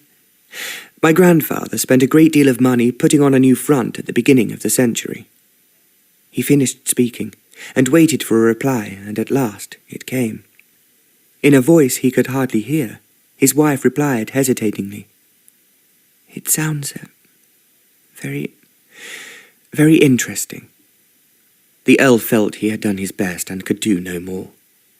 Maybe she was feeling ill, or she was disliking the situation in which they found themselves as much as he did. All he could think about was the sooner they arrived at the hall the better, and if she wanted to rest, there was plenty of empty rooms available. Finally, the Earl turned in at the iron gates, which were always open because there was no longer a lodge-keeper. As he did so, he felt with a sigh of relief that at least he was home. If nothing else, there would be everything that was familiar to welcome him. He drove up the long drive. The grass on each side needed cutting, and was thick with fallen leaves and branches from the ancient oaks. Ahead, he saw the lake, the bridge over it in need of repair, and then the hall itself. It was still beautiful despite the fact that a large number of window panes were cracked, and the roof over the east wing had fallen in. The Earl drew up the horses outside the impressive front door. He noticed that the front door was open, and there was a man standing just inside, and he wondered who it could be. It was most likely someone from the estate, who would have come as soon as he appeared to complain of more damage, or, more likely, an unpaid bill. The groom sitting behind the Earl jumped down and came to his side to take the reins. "The stables are through the arch over there on the left," the Earl told him. "I am afraid you will find the conditions are rather difficult. But my groom Jim, who came on ahead of us, will be able to help you find proper accommodation for this excellent team." "I am glad your lordship is pleased with them," the man said respectfully. "Very pleased indeed." As he finished the conversation, he found his wife had stepped out of the chaise without help and was waiting for him at the bottom of the stairs. "I think we have made this journey in record time," he said as he joined her.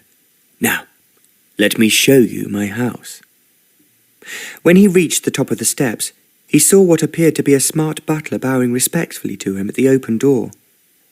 "Welcome home, my lord," the man said, "and may I have the privilege of wishing your lordship and ladyship every happiness." "Thank you very much. Now will you tell me who you are?" "My name is Brooke, my lord," the man answered, "and Mr. Randon sent me and my wife here, thinking you might find us useful." "You have worked for Mr. Randon?" "For 7 years, my lord. We have been travelling with him in America, but when he left England this morning in his yacht, he had no further use for us."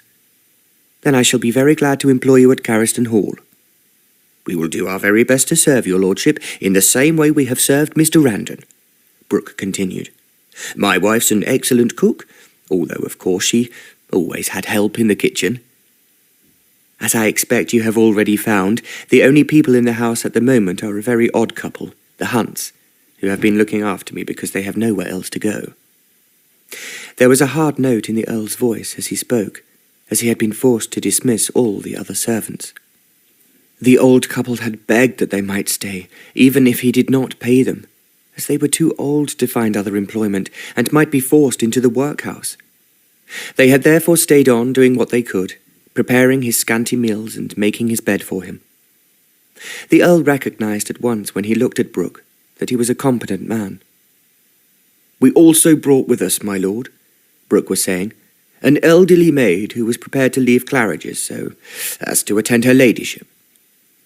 "I'm glad to hear that, and later I will talk to you about the household requirements and decide what additional staff we need."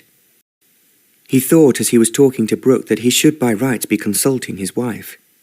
So he turned to speak to her only to find that she was already halfway up the stairs, accompanied by an elderly woman who he imagined was the lady's maid Brooke had been talking about. He thought it a little surprising that she had walked away without saying anything to him.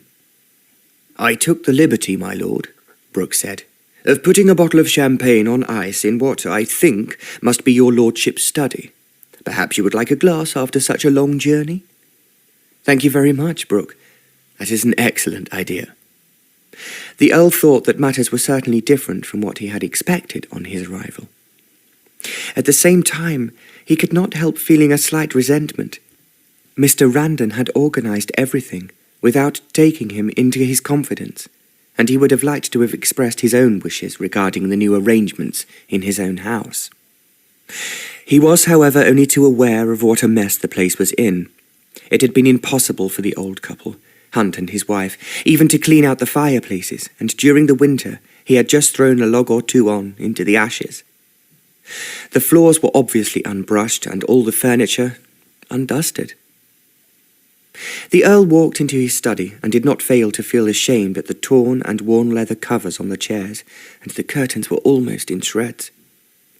There was, however, as Brooke had said, a bottle of champagne waiting for him in a silver-lined ice bucket that was emblazoned with his crest.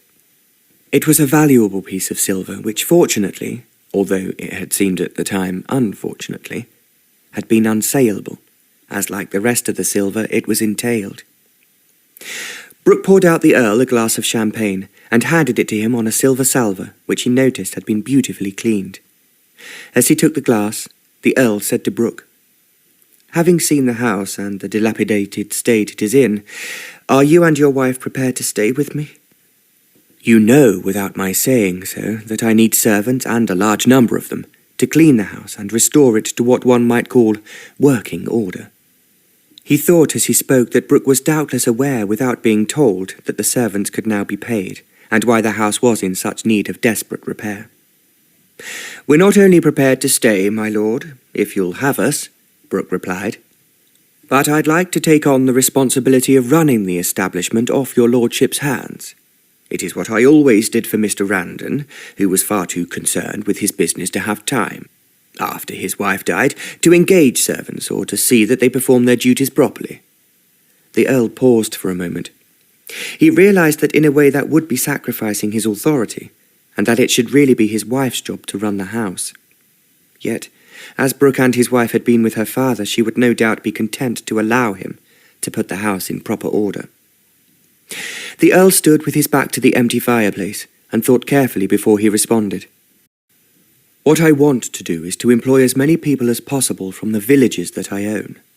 There are 5 of them, the largest one being at our gates. In that case, my lord, I am sure it'll be easy to find the housemaids we require, women for the kitchen, and the footman who I am prepared to train. That would certainly be a load off my shoulders, and I am sure that her ladyship will be agreeable, as I am to you, taking charge." Brooke bowed. "I will do my best to give your lordship every satisfaction, and I'll make inquiries immediately as to who is available locally." "Thank you very much, Brooke." "If your lordship will excuse me, I will go and see if her ladyship requires tea. Will your lordship prefer tea in here?" "This is the only room I have been using," the Earl answered. "I shut up the drawing room some time ago, as you have doubtless already discovered." He had in fact shut all the other reception rooms, as it depressed him to see the dust covers over the furniture, with all the curtains drawn, and to know the dust was accumulating day by day, and there was no one to do anything about it. He slept in the master bedroom, where his father and his ancestors had always slept. Downstairs, he only used the study and the dining room, and it was a very large room. He would not have eaten there if there had been an alternative nearer to the kitchen. Unless he had eaten in the servants' hall, it was the nearest for Hunt, who had rheumatism in his legs, to carry the food his wife had cooked. The Earl thought now he could open all the rooms with footmen in the hall, as there had always been when he was a boy. He could employ a number of housemaids and a housekeeper who would rustle around the bedroom, seeing that everything was spotless. In the past, the windows had shone like jewels in the sun, and he could remember big log fires warming every room in the winter. An elderly servant's duty had been to keep all the fires burning. He had gone round the house, putting a fresh log on each fire every half an hour. "I could hardly believe this can all happen again," the Earl sighed to himself. Tomorrow he could take a message of joy to the farmers who had been so despondent. If Brooke was filling the house with servants, he must not forget the gardens. His mother would have wept if she could see the overgrown flower beds and the unmown lawns. Weeds had crushed what was left of the flowers in the herbaceous borders. "Who could have better luck than I have?" the Earl asked himself again. Then he remembered the source of his luck, and that she was upstairs. He felt a little shiver surge through him. It was so intense that he poured himself another glass of champagne, although he knew it was unnecessary to drink any more when he was just about to have tea. Brooke brought tea into the room a few minutes later. He had found a tea table which the Earl's mother had always used, and a lace tablecloth to go over it. "I must apologize, my lord," Brooke said in his usual respectful voice, "that I have not yet had time to clean all the silver. Your lordship has some very fine pieces of early Georgian, if I may say so, but it'll take me a little time to make them look as they should. I'm afraid everything has been very much neglected, so engage all the help you can, although I think you will find it hard to find anyone locally who is experienced." "I shall be able to manage, my lord," Brooke said confidently. "However, I am afraid there's very little to eat for tea, and your lordship will have to wait for dinner." "It is my fault," the Earl confessed. "I should have thought of buying something on the way, and of course you had no one to send to the village." "I brought with me what my wife planned to cook for your lordship's dinner," Brooke replied. "But I must admit I forgot that her ladyship would require tea, and that your lordship might have enjoyed a hot scone or a slice of fruit cake." The Earl laughed. "I have not had such delicacies for a very long time. I cannot even remember what they taste like." "Things will be different tomorrow, my lord." He looked at what he had placed on the table disparagingly before adding, "I will inform her ladyship that tea is served." Brooke left the room and the Earl walked towards the window, and outside he could see the garden overgrown with weeds, remembering how different it had looked years ago before his mother died. Then he heard the door behind him opening and thought it must be his wife. He turned round, but it was Brooke who entered the room. "Her ladyship's compliments, my lord, and she hopes your lordship will understand that she doesn't feel well enough to join your lordship at tea or for dinner." "I understand," the Earl answered, and of course her ladyship must rest until she feels better. I suppose she has everything she requires? The woman we brought down with us, my lord, whose name is Martha, will find her everything that's available. And tomorrow, it will all be different. Thank you, Brooke. When Brooke had withdrawn, he looked at the tea. He saw there were some small sandwiches and a plate of biscuits. He could understand that Brooke thought there should be cakes and scones and many other delicacies to complete a proper English tea. That was what Mr. Randon must have enjoyed all the time he was in America. Brooke would doubtless have forced the Yankees to accept English ways even when they ventured out into the wilds or wherever Mr. Randon journeyed in his search for money. Then, as if he could not keep still, the Earl strode out of the house and into the garden. He had been more concerned during the past few years with the agricultural parts of the estate, and had therefore forgotten that not only was the flower garden a disgrace, but so was the kitchen garden, all 3 acres of it. It was just a riot of weeds, and the glass in the greenhouse was broken, and the flowers, peaches and grapes were all dead. He walked round, calculating how quickly he could put back the clock. He wanted to make everything look exactly as it had been when he was a boy. Now he could not see a square yard of soil that did not require attention, so he decided that he would need 6 or more gardeners, even to begin the task of clearing and replanting. I can do it, he thought, but first I must look after the farmers. I will see to them first thing tomorrow morning. He would have liked to jump on the one horse that was left in the stables and ride round this evening. Then he had to consider 2 points. First, that the horse in question had brought Jim back from London, and it could obviously not be taken out again. Secondly, that he now had a wife. Although she apparently had no wish to eat with him, he felt he would have to see her sometime this evening. She is your wife, a voice seemed to say inside his brain. Although she is tired, she will doubtless expect you to behave on your wedding night, as a bridegroom should. He shrank away from the thought, but it persisted in his mind. When he returned to the house, he wondered if it would be polite to go to her room and ask her how she felt. At least if she felt too ill to see him, she could say so. She had managed to avoid having luncheon and tea with him, and had now declined dinner. He remembered how quickly she had managed to spring in and out of the chaise, and how she had hurried up the stairs as soon as they had arrived. He did not believe that she was feeling ill. In fact, he suspected that she felt a revulsion, as he had, at being married. She was therefore avoiding her bridegroom as long as it was possible to do so. If so, it was a new experience for him, as he had never met a woman who tried to avoid him, nor had he known one who had not sought every opportunity possible of sharing his company. Whatever it is, at least I am free for the moment, the Earl thought, as he headed for the stables. He wanted to see if the new team that he had driven down from London were settled and cared for.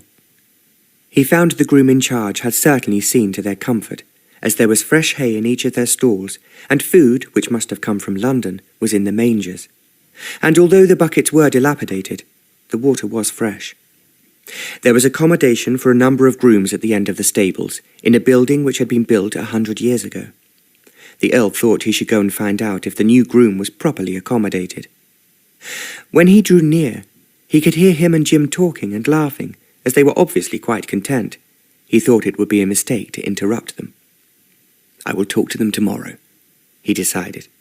And if I am to buy more horses, I shall require more grooms, and they will be perhaps easier to find than the staff Brooke needs in the house. He walked back to the house as the light was fading, and now he must go upstairs to change for dinner. It was something he never did when he was alone. He had always been too tired, and the dinner, which consisted usually of one course, was hardly worthy of the name. Now he recognized that Brooke would expect him to behave like a gentleman as he walked upstairs to his room. He was not mistaken. His clothes had been laid out for him, and there was a bath set down in front of the fireplace, and there was a large brass can of hot water standing beside the bath, and another containing cold water. The Earl smiled to himself. This was indeed luxury.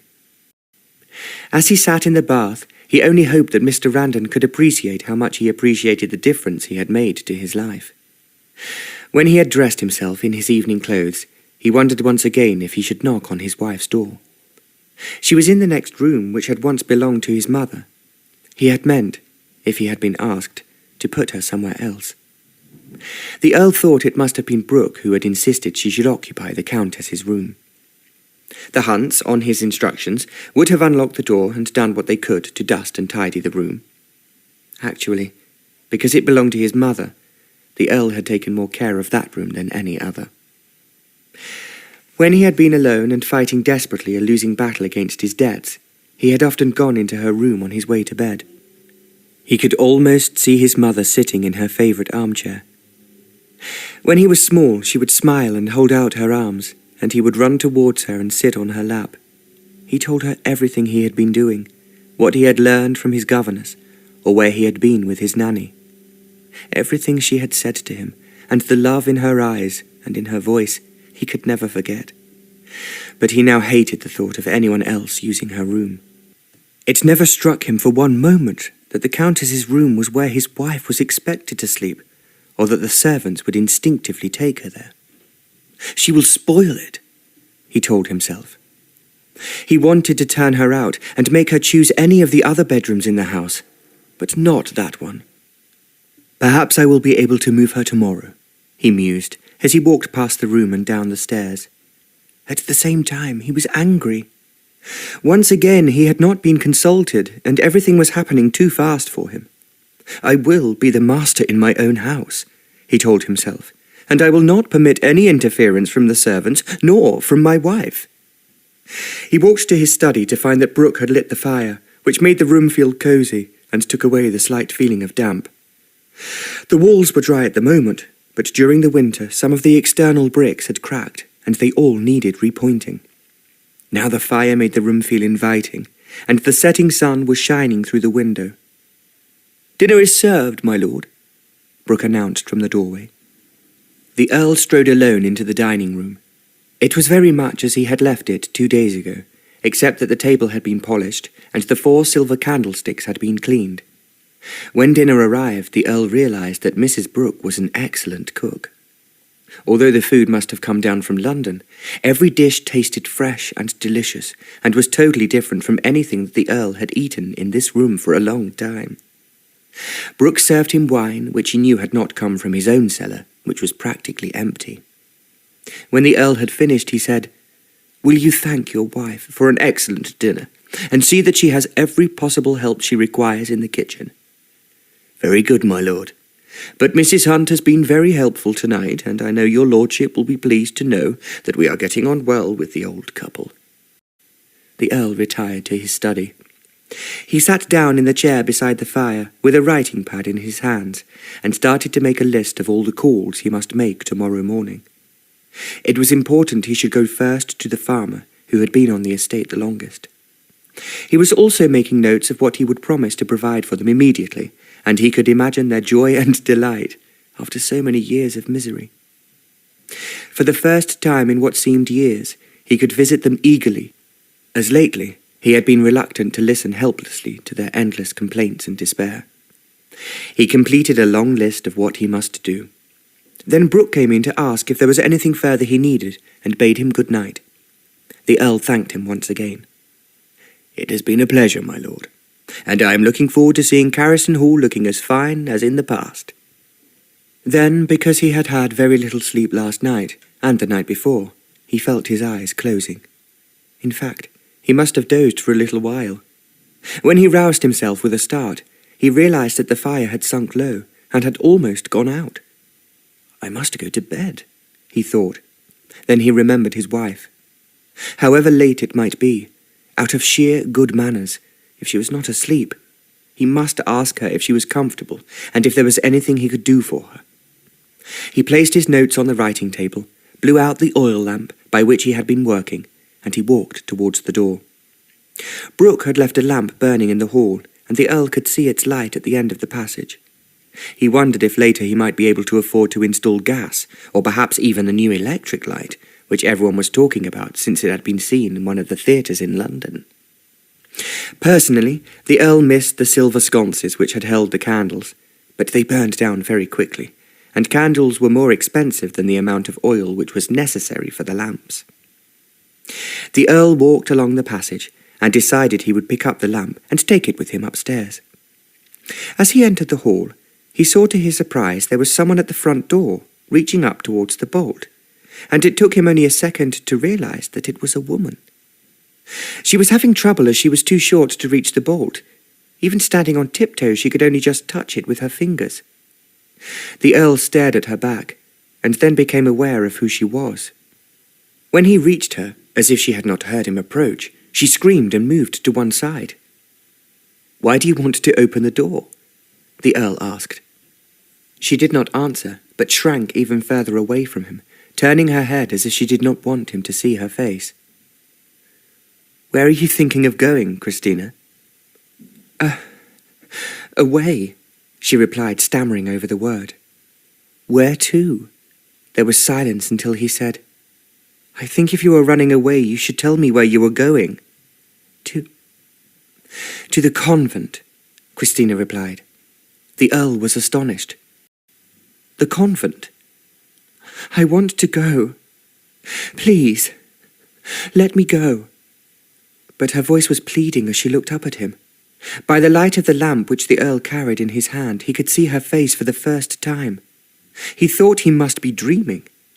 She was not in the least what he had expected, which was a hard-faced, plain woman who resembled her father. Instead, he was looking at what seemed to be no more than a child. Very large blue eyes were looking up at him with an expression of fear he had never seen in any woman's face. They seemed to completely dominate her small nose, her pointed chin, and the golden hair which curled on her oval forehead. She might, the Earl thought, have been a child of no more than 10 or 12 years old. She was looking at him like a little girl who was terrified of being punished for something she had done. "If you want to run away," he said after a moment, speaking very quietly, "it is impossible for you to do so in the middle of the night, unless you have someone meeting you." It suddenly struck him that perhaps that was the reason why she was so reluctant to have anything to do with him. She was in love with someone else. "It is not that. It is just that I have to go back to the convent. I want to be a nun." The words seemed to tumble out of her perfectly shaped lips. The Earl stared at her in amazement. "A nun!" he exclaimed. "But that is impossible." "Perhaps they will let me stay for just a while," she replied. Her words were almost inaudible. "I think," the Earl said quietly, "we should talk about this, and we can hardly stand here in the hall doing so. Let us go into my study, and you can tell me why you want to run away. I promise I will listen to everything you have to say." "I thought, as it was so quiet," Kristina said almost beneath her breath, that you were asleep." "I admit I was for a short time, but it was in a chair and not in my bed. Come along, Kristina. Let us go into the study." He put out his hand as if to help her. She shrank away from him in a way which made it quite clear that she was terrified of him. The Earl started to walk ahead, hoping she would follow him. He found it difficult to understand what was happening, or why she felt as she did. He thought now that he should have talked to her on the journey down from London. As he reached the study, he found she was just behind him. When he walked into the room, he lit the lamp on the desk and threw 2 logs of wood onto the fire. The bottle of champagne that Brooke had opened for him was still there, so he poured a little into 2 glasses and walked back to Kristina. She had not sat down as he expected, but was standing by a chair looking at the fire. "I think," he ventured, "you have been deprived of the champagne which was provided for us on our wedding day." He saw her give a little shiver, and her hand holding the glass was trembling. "Please sit down, Kristina. Don't be frightened. But tell me why you are so upset, and why you want to go to the convent." He spoke in a very gentle, quiet voice. He had found in his varied life that it was often effective with men who had committed some crime, or women on the verge of hysterics. For a moment, he thought that Kristina was going to refuse him. Then she moved very slowly forward to sit down on the end of the armchair.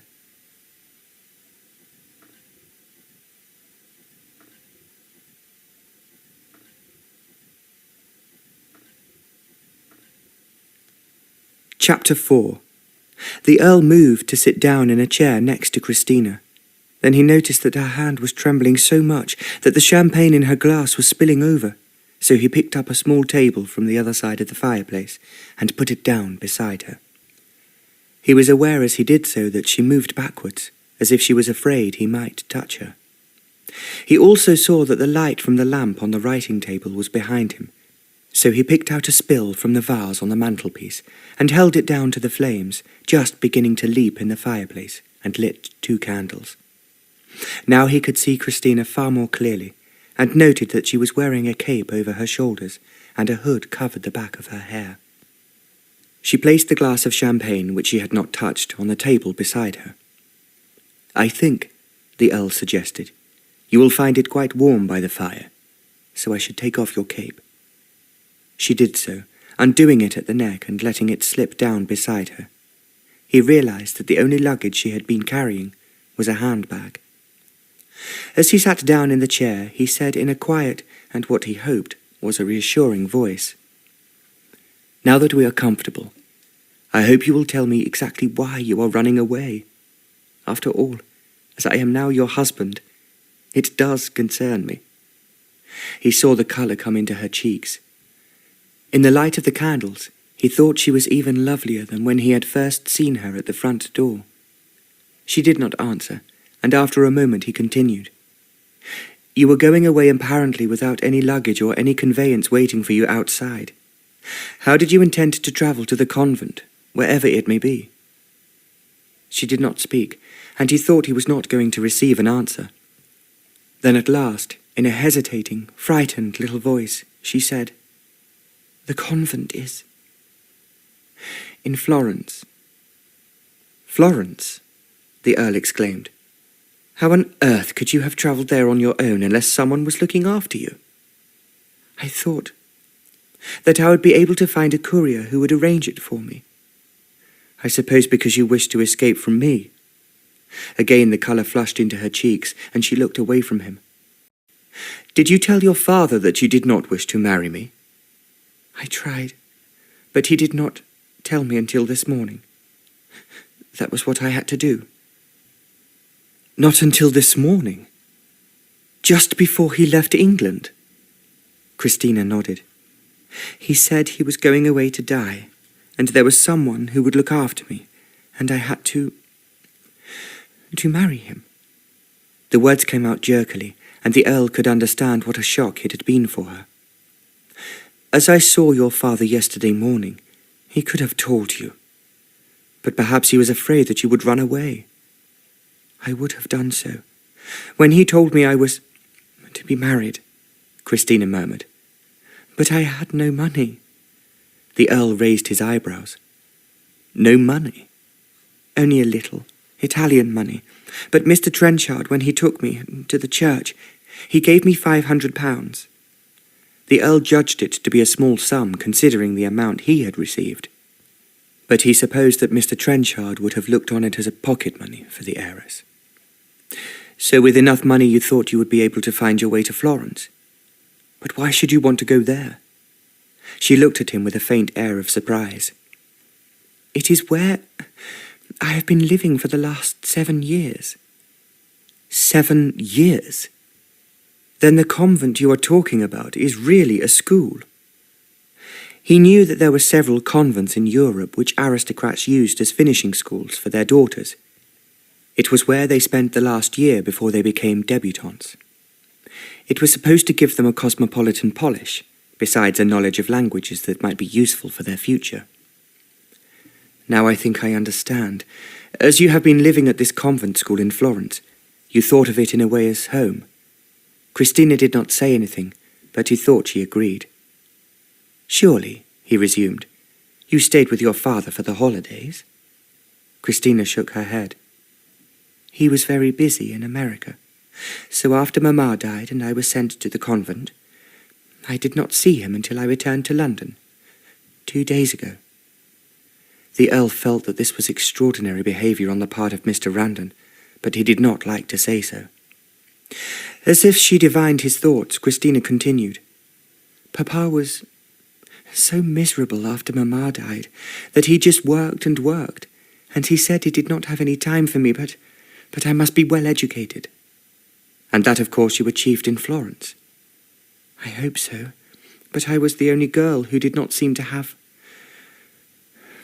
a family to love her."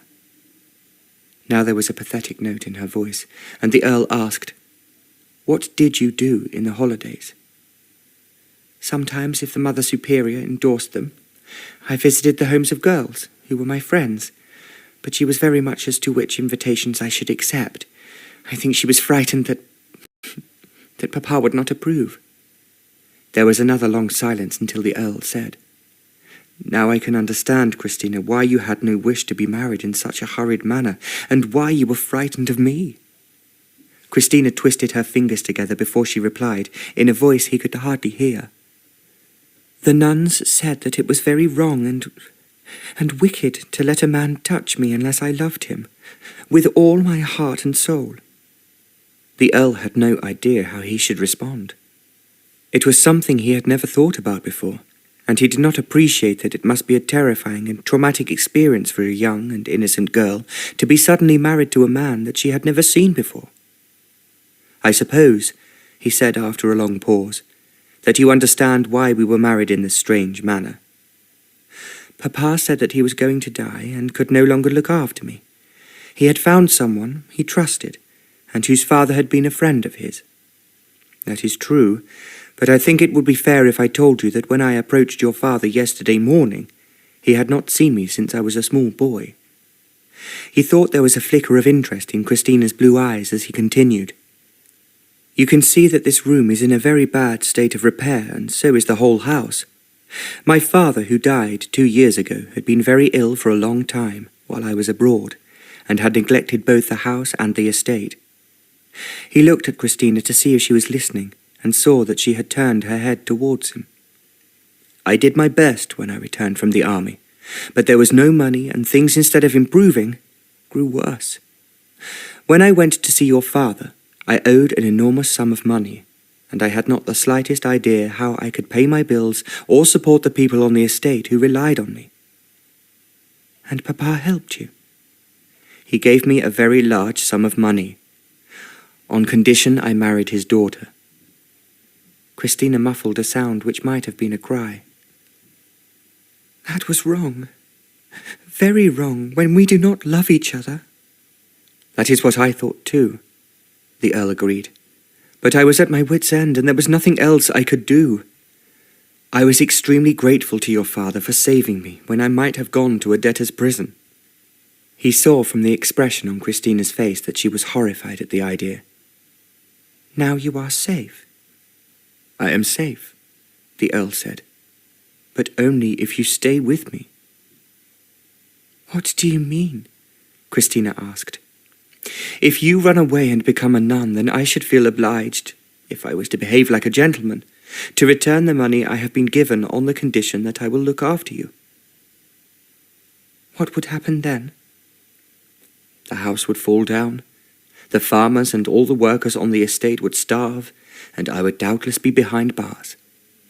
Kristina gave a strangled murmur.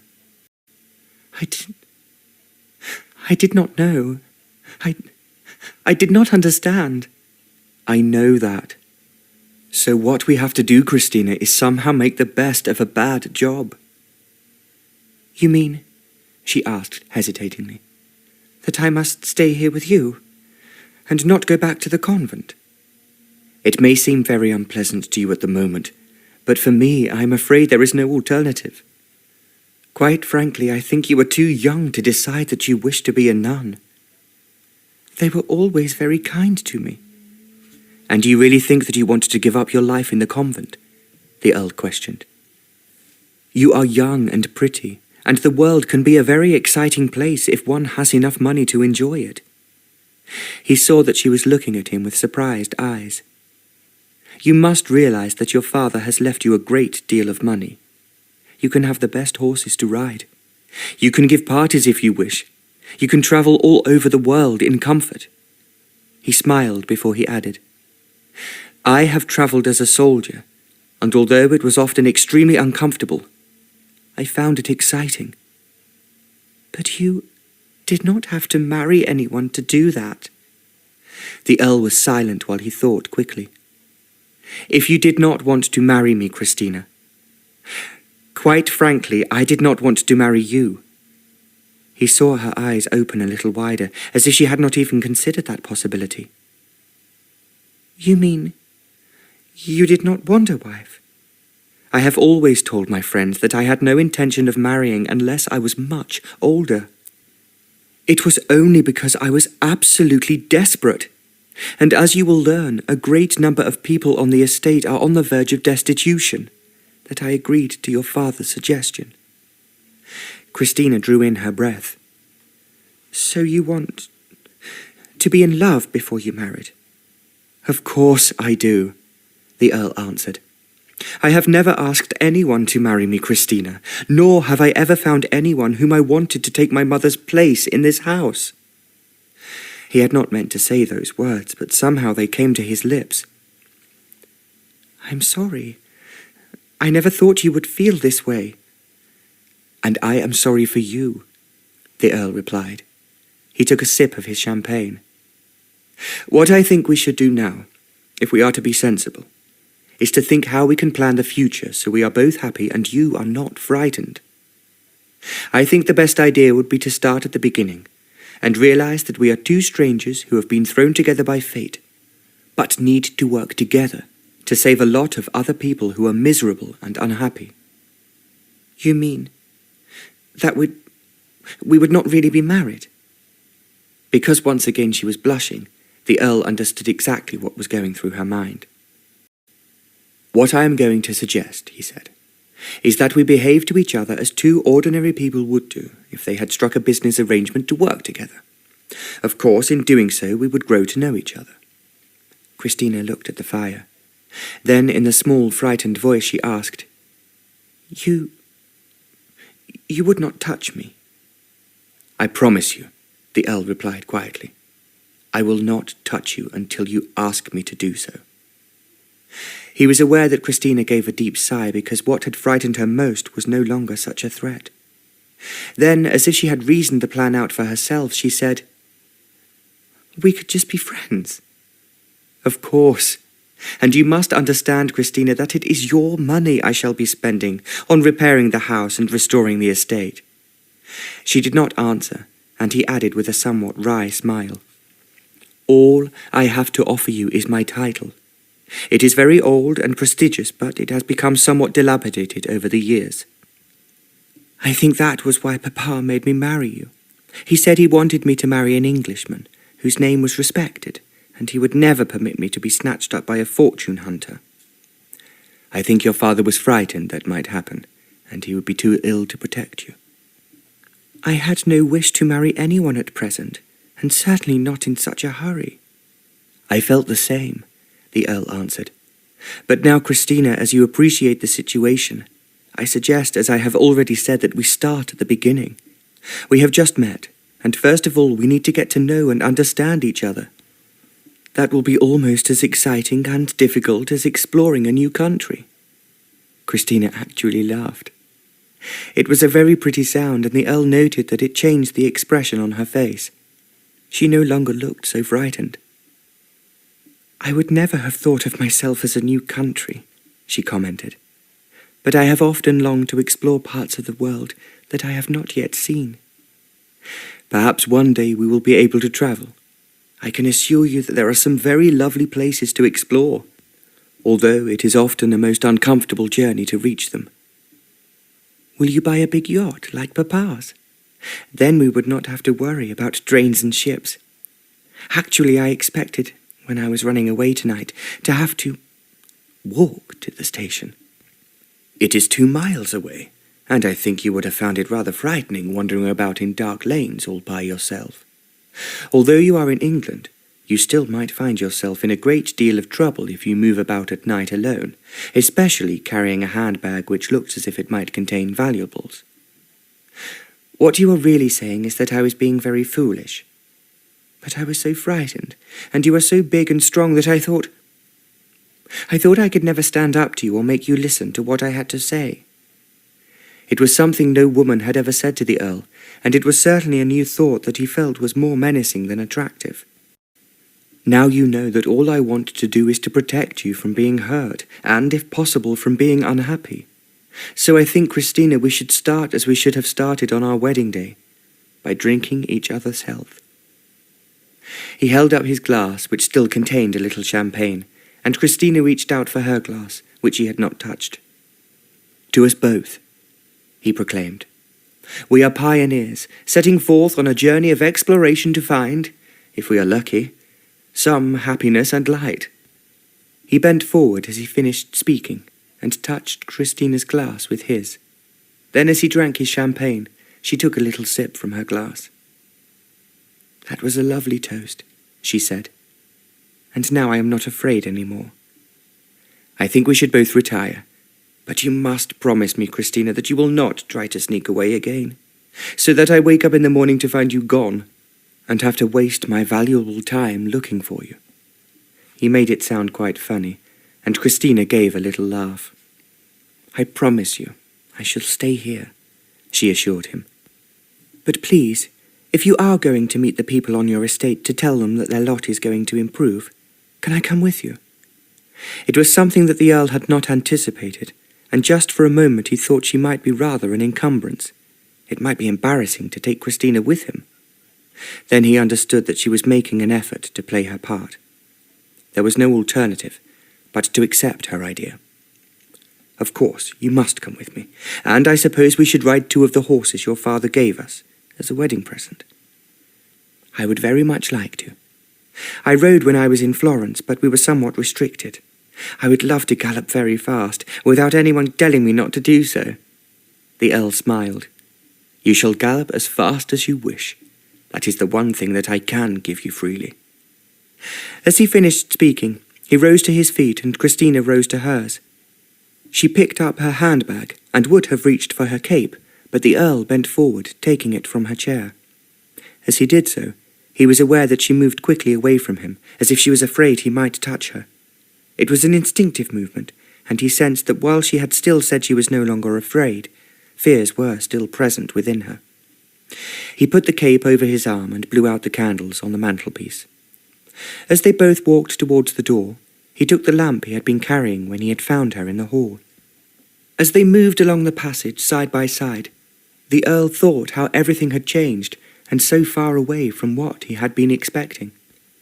Kristina was so small that her head only just reached his shoulders. Now he noticed that she was very slim, with what was in fact a perfect figure. However, with her fair hair and blue eyes, it was difficult to think of her as a grown-up woman. She seemed, he thought, a child who had found herself in a mess through no foolishness on her part, but was in fact suffering quite unfairly, just because she was so rich. As they started to climb the stairs, he detected Kristina's glance at the front door, which remained locked and bolted. He wondered if secretly she would rather have been on her way towards the station, determined to reach Florence and find the familiarity and peace that she craved. As if Kristina could read his thoughts, she said, I suspect you are right. I should have found myself in a great deal of difficulty and trouble all on my own. Forget it now, the Earl replied. We all make mistakes, but we always hope that we will not have to pay for them eventually. They had climbed to the top of the stairs, and he walked along the corridor to open the door of her room. As he did so, he said almost as if he was talking to himself. This was my mother's room, and no one has been allowed to sleep in it since she died. Then I will move out if you wish it, Kristina answered quickly. It is a very beautiful room, and although I was so frightened, I felt as if it was trying to help me. If you feel like that, I think you should stay here, and we can talk about it tomorrow. Go to sleep, Kristina, and remember that tomorrow will be an adventure, something we must both try to enjoy together. I think it will be very exciting, she whispered. She smiled at him, and the Earl smiled back. Then he walked out of the door saying, Good night, Kristina, and closed it behind him. As he walked down to his own room, he felt that what had just happened was the most extraordinary experience of his whole life. How could he have imagined for a moment that Mr. Randon would have married him not to the hard-faced, plain young woman he had expected, but to a graceful, sensitive, and pretty child who was obviously ignorant of the ways of the world. She obviously knew very little about life, except for her experience at the convent school. He had expected to have to fight against an overpowering, bossy woman who would continually be reminding him it was her money that he was spending. Instead, he found himself in the position of teacher and protector to a child who might almost have just emerged from her nursery. In all his experience with women, the Earl had never had anything to do with young girls, firstly because he thought they would bore him, and secondly because he might find himself married to one. Now incredibly that had happened. He was married to a childlike creature to whom he would have to teach the basic facts of life apart from anything else. How could she know anything about the struggle he had endured to run his estate, to provide for and help his people, to deal with their problems as well as his own, and if it was possible, make them happy and prosperous? He suddenly felt very tired, but his head was still whirling with questions to which there were no answers, and the feeling he was facing intractable problems to which he must find solutions. He undressed, and as he got into bed, he told himself he would just have to play it by ear and hope for the best. He had once been given command of a platoon of soldiers who were completely untrained and who had never been abroad. They were stationed in what seemed like the middle of a desert with nothing to think about except themselves. Somehow, he had knocked them into shape, and he had begun to understand their feelings as well as his own. He found himself finding the development of each individual soldier of interest to him personally. He now thought that he would have to start from scratch teaching Kristina about the world in a country that she had apparently not visited for 7 years, and where she had no friends or relations and no one to turn to except himself. He could understand her terror. She had been married unwillingly to a strange man she had never seen before, who looked, as she had said, big and strong and menacing. Of course, her whole situation made her want to run away. If he had not lingered in his study, the Earl mused, she might have left after he had retired, and he would not have discovered that she was missing until tomorrow. He could see all too clearly what a panic there would have been. If Kristina had been unlucky, she might have met a highwayman who would have robbed her of everything she possessed, or perhaps a drunk could have assaulted her. How could she know of the dangers that could be found in dark lanes and poverty-stricken villages? She's safe for the moment, the Earl thought to himself. Equally, I must take no risk of her trying to escape again. He looked back on his own life. He could remember a number of times when he had found it wise to escape from a beautiful woman who was pursuing him. Naturally, it was one in whom he had no further interest. He could not think of one who had wanted to run away from him, and certainly not one who was so defenceless that he was entirely responsible for her. He found it hard to envisage himself as a sort of governess or teacher. Then, because the whole situation seemed so completely and absolutely ridiculous, he laughed. The next morning at 8 o'clock, the Earl was called by Brooke, who drew back the curtains to allow the sun to pour in. The Earl was pleased that it was a fine day, and exactly what he required for riding over the estate. He then remembered that Kristina had said she wanted to come with him, but perhaps she would still be too tired. He told himself he was being considerate in thinking that if she was wise, she could stay quietly in the house to recover from the trauma of yesterday. He would try to come back to the hall to join her for luncheon. Yet, if he was honest with himself, he knew he really wished to go alone. "Breakfast will be ready in half an hour, my lord," Brooke said, "and I took the liberty of sending Jim to the village early this morning, as there wasn't anything to eat." "I'm sorry. I should have given you some money last night. It was very remiss of me. I thought about it and then forgot." "It is all right, my lord. Mr. Randon tipped me very generously when I left, and also gave me a sum of money to spend travelling to the hall, which was more than we needed." The Earl thought it was very honest of Brooke to say so. When he climbed out of bed, he took a number of pound notes out of the drawer. "I want you," he said to Brooke, "to go to the village and pay all my bills, and of course to buy everything you and your wife require in the way of food and provisions." He paused for a moment before adding, "I am visiting the farms this morning, but I am afraid they will have very little with which they can provide us until they are restocked." I understand, my lord, and I'll make the best arrangement I can until we get the wheels turning as they should. The Earl smiled. "I'm leaving the house entirely in your hands," he said. "But of course, ask her ladyship if there is anything she requires." "Certainly, but I think your lordship understands that her ladyship's never been with her father since her mother died." "I find that hard to comprehend. Surely Mr. Randon must have wanted to see his daughter." "He was so stricken, my lord," Brooke answered. "When his wife died, all he wanted to do was work and forget everything in his life but business. When he sent Miss Kristina to Florence, he thought he was preparing her for the life she would live in England when she grew up." The Earl looked puzzled. "You mean Mr. Randon was living in a somewhat rough manner?" he inquired. "Not exactly, my lord. He sold the house in which he'd been so happy with his wife, and continually moved from hotel to hotel. Sometimes he bought a farm which he thought would interest him, and at one time he owned a mansion on Fifth Avenue. But he had to keep moving, and it would be impossible for any young lady to be properly educated under those circumstances." "I am beginning to understand," the Earl said. "It seems very hard that her ladyship had no home to call her own, and that is why she must try to make the Hall a home for her." "It is what she has missed," Brooke said. When he left to organize breakfast, the Earl reflected that he was an extremely intelligent man, and he felt himself very lucky to have someone so competent to take over the running of the house. He knew only too well how much was required in the kitchen, where the stove had to be replaced years ago, and even the paved floor itself needed repairing. Brooke, however, would see to everything, and leave him free to cope with the chaos on the estate. When the Earl walked downstairs, he found that breakfast was served in the room his father and mother had always used. Of course the Hunts must have told Brooke where it was.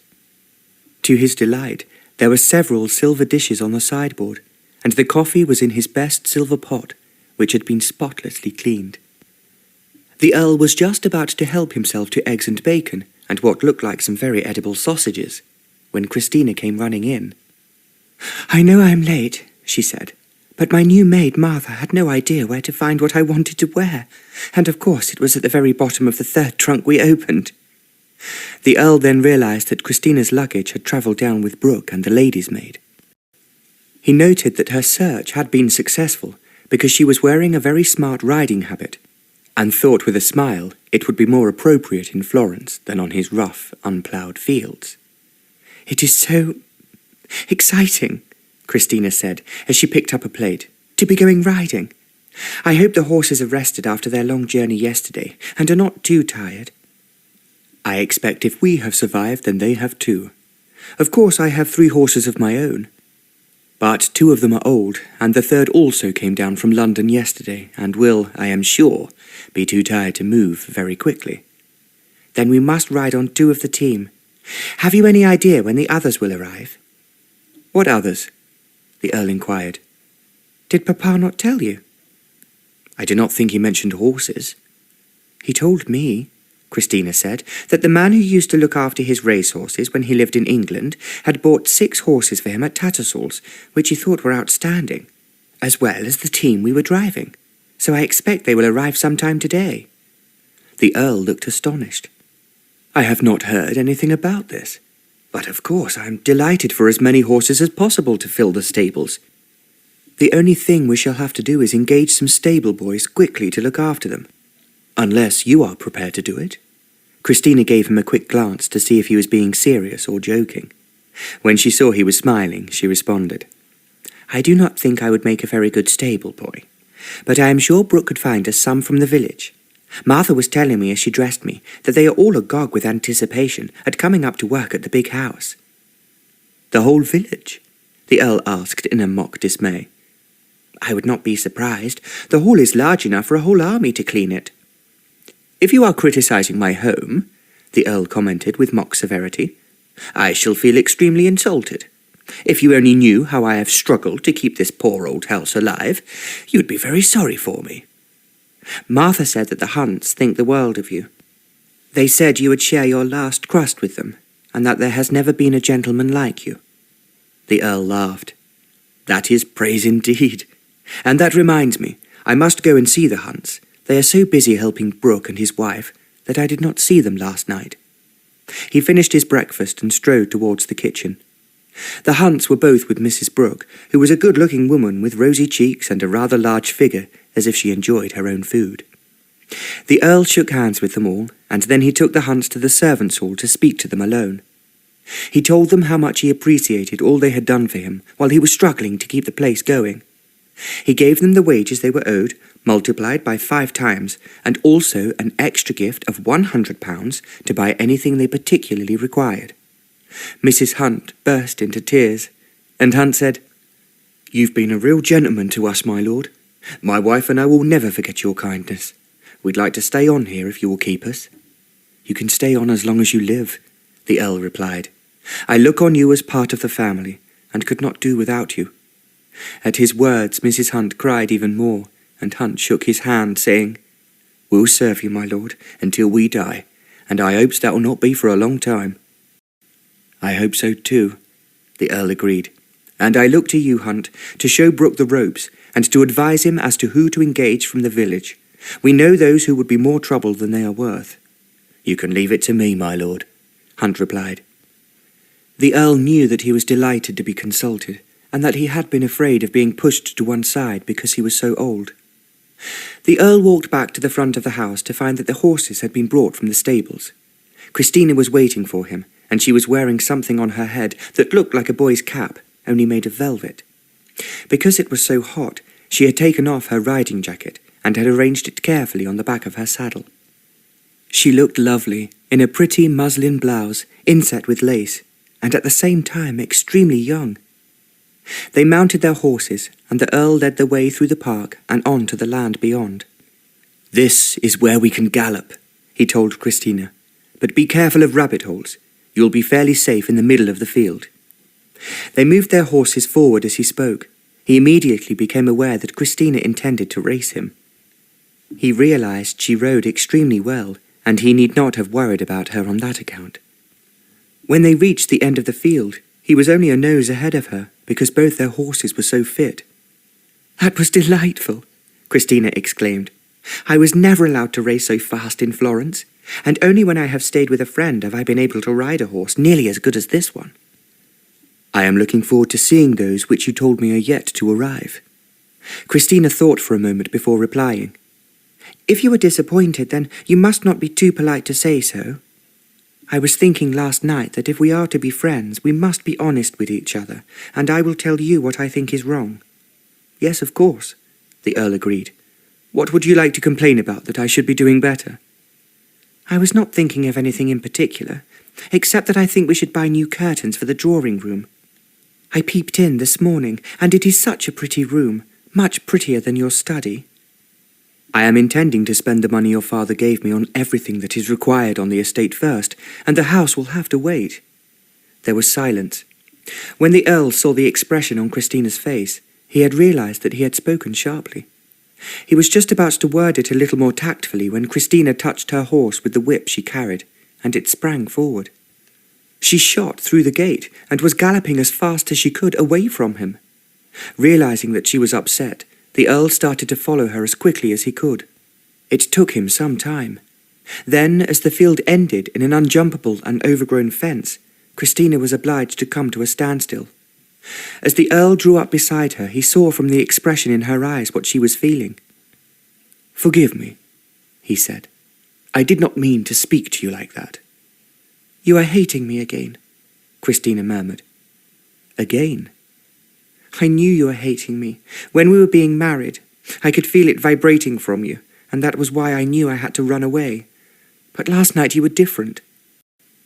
And I am still different now. Please forgive me. It was very selfish and thoughtless of me, and I cannot do more than say that I'm desperately sorry." He realized Kristina was looking at him, as if to make quite certain that he was sincere. Then, as she gave a little sigh, he said, "I have thought of a solution to the problem, which I had not expected." "What is it?" she asked. "I'm going to leave the entire house for you to deal with. You can leave it as it is, or you can redecorate it as you wish. I will ask no questions, and will try to make no comments." "Do you really mean it?" It is something I should have thought of earlier, as I am sure you will make the house look as beautiful as I remember it when I was a small boy."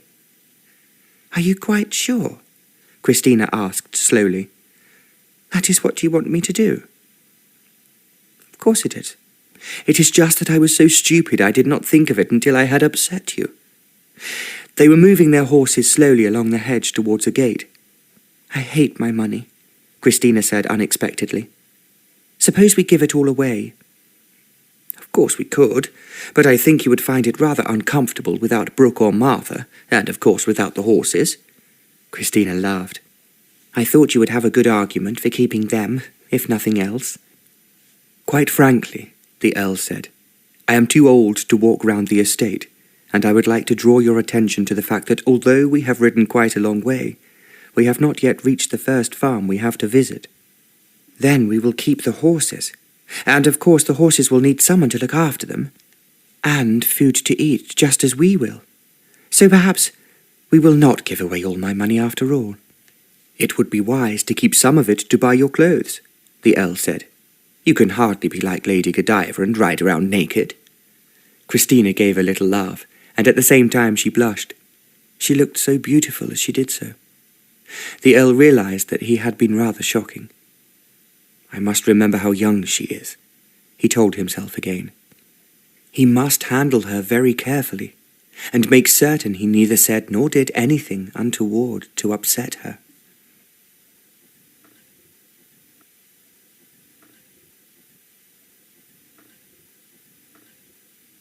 Chapter 5. After they had visited the first farm, the Earl was becoming increasingly impressed by the way Kristina was conducting herself. The whole situation had become very dramatic, with the farmer and his wife almost in tears, and then the atmosphere had changed miraculously from misery to joy as soon as the Earl had said a few words. It was not surprising when they saw the dilapidated state of the farm itself, and the farmer's children were obviously underfed and poorly clothed. Even the newly born calves were too thin, and moved as if they were tired and listless, and when the farmer finally grasped that things had changed, he reeled off a whole list of his requirements, especially for livestock. "You have run this farm for over 15 years, the Earl had said, "and I trust you implicitly. I therefore leave it to you to spend what you need." When they left, the farmer's wife was calling down a blessing from God on them. Because they were affected by all the excitement, the farmer's children ran for some way beside their horses, cheering them as they rode away from the farm. The same happened at the next 3 farms, and then they moved on to call on the villagers. First of all, the Earl called on an old man who had retired from being secretary and manager to his father, and who had obliged him by undertaking the payment of the pensioners on that part of the estate. He was lying on a bed in the living room when they entered his cottage. He apologized because he was no longer able to get up and walk about. "Stay where you are, Brent," the Earl said. "I have some very good news for you." The Earl explained how he could now afford to treble the pensioners' weekly allowances and to backdate them for 6 months. Mr. Brent nearly fell off his bed. "I cannot believe it, my lord," he said, "and those on the estate who have suffered for so long will hardly believe it either." "I feel the same," the Earl answered. "I know you will want to break the news personally to those who live here, and I have brought you a small present in gratitude for all you have done for me these past 2 years. He had put £200 into an envelope which he handed to Mr. Brent so that he would not be embarrassed. He, however, guessed what it contained, and was exceedingly grateful. Looking round his very small cottage, the Earl saw that there were no luxuries, and he was doubtful if Mr. Brent, like the rest of the people on the estate, even had enough to eat. When they rode on, he said to Kristina, "I told Brooke we would not be back in time for luncheon, so we're going to stop at an inn which is only about half a mile further on." "I have never taken luncheon at an inn," Kristina replied, "so it will be something new for me." The Earl was amused at how interested she was in the small black and white building. The inn stood on a village green and was called the Pig and Whistle. The proprietor was almost overcome when he realized the Earl was to take luncheon with him, and he and his wife hurried to see what they could provide for the meal. The Earl and Kristina sat outside at a wooden table. It was where the elderly citizens drank their draughts of beer in the evening when they could afford it. Now the Earl learned from the proprietor of the Pig and Whistle that he had very few customers. He was even thinking that he would have to shut up the inn because he could no longer run it profitably. The Earl told him that he would pay for any repairs that were necessary, and until the inn was back on its feet again, he need not pay rent. In fact, the Earl told him, because things are now better for me and I want you all to participate, I will pay you back 3 years' rent to get you started, so that you will be able to lay in larger supplies of beer and wines. The proprietor was speechless. But his wife came out from the kitchen to tell the Earl over and over again that he had saved their home. When they left, she curtsied and kissed his hand, and Kristina remarked to the Earl, "Because these people are so grateful, and are crying with happiness, it makes me want to cry too." "Don't you dare. I want women to smile and look pretty. They look so plain when they cry." "You should really feel sorry for them, and want to wipe away their tears." "I have done so in the past," the Earl said without thinking, "and it is something I did not enjoy." There was silence while Kristina looked at him. "Were they crying because you were unkind to them?" she asked. The Earl wondered whether he should tell her the truth. Then he thought it was good for her to gain some knowledge of the social world in which she was now living. "To be frank," he answered, "they were crying because I was leaving them." It was obviously an answer that Kristina had not expected. She puzzled over it for a moment before inquiring, "You were leaving them because you did not want to see them any more?" "Shall I say I had become a little bored?" "But they were not bored with you," Kristina insisted. "So they wanted you to stay with them." "Just as you and I want to explore new countries, so I enjoy making new acquaintances." She was quiet as they rode on. "When you have come to know them," Kristina said after a while, "you think you know all about them, and so you ride away to find someone else who is even more exciting." The Earl thought she had worked it out rather neatly, so he replied, "I am sure many women feel exactly the same. If you had a great number of young men running after you, you might find it monotonous, and think that there was someone better looking and more interesting just round the corner." He was speaking lightly, but Kristina was obviously taking him seriously. "I suppose it could happen," she mused. "If one was single, but if one was married, it would be impossible to look elsewhere." The Earl thought cynically that this was something which had not bothered a great number of women of his acquaintance. He did not say anything, and yet once again Kristina seemed able to read his thoughts. "Are you thinking," she said in a hesitating voice, "that after you have come to know me well, you might find me boring and look for someone else?" "I'm not saying anything of the sort. When one is married, one of course hopes that, as in the fairy story, one will live happily ever after." "But we have not started by being happy." The Earl thought he was getting out of his depth in this conversation. He quickened the pace of his horse a little and replied, "Now, you have forgotten that we are two strangers who met only yesterday for the first time. We have only just become acquainted with each other, and we are not really certain whether we like or dislike what we see. It really all depends on what happens today, tomorrow, and for several weeks, months, and years to come." Kristina gave a little laugh. "I do hope I am complicated enough for it to take all that time to discover me," she said. "But I have a feeling that you're going to be very difficult." "Why should you think so?" the Earl questioned. "Because to begin with, you are not what I expected you to look like, nor have you behaved as I expected you to behave. I do hope that is 2 steps in the right direction, but I'm curious to know what you thought I would look like."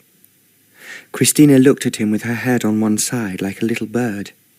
He felt her pose was exceedingly attractive. "When Papa told me I was to marry an Earl," she said, "I thought he would be very proud, reserved and stuck up with his own importance.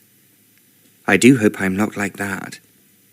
I thought, too, that he would be very severe-looking, and would condescend me and most people to whom he spoke, and definitely would bully his servants." The Earl laughed.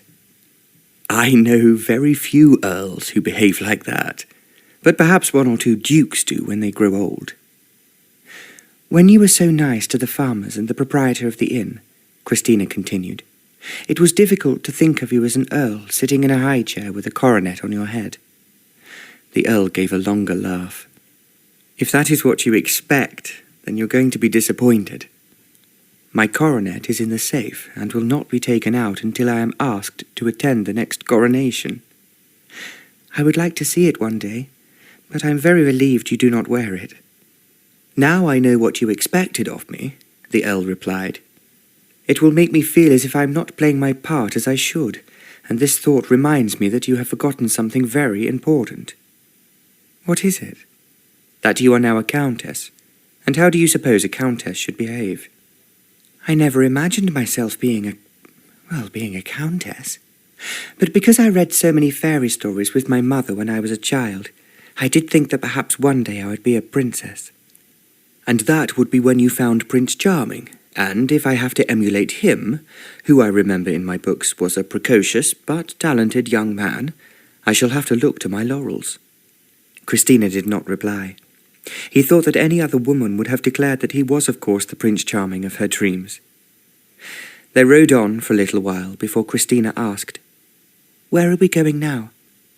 "To another farm in another village, which is the largest one on the estate, and you will see the church where I am told the steeple has collapsed." "How could such a terrible thing happen?" "You know the answer. It is quite simply a lack of money. So before you think of giving away everything you possess, just imagine what you would look like if in a few years' time you did not have a penny to your name." He was speaking lightly, but Kristina glanced at him quickly and then away again. "Were you very unhappy because you were so poor?" she wanted to know. "What I really minded was not being able to do anything for the people you have just met. But you saw how brave they were and how they struggled on despite the fact I could do nothing for them, and every month of every year it grew worse.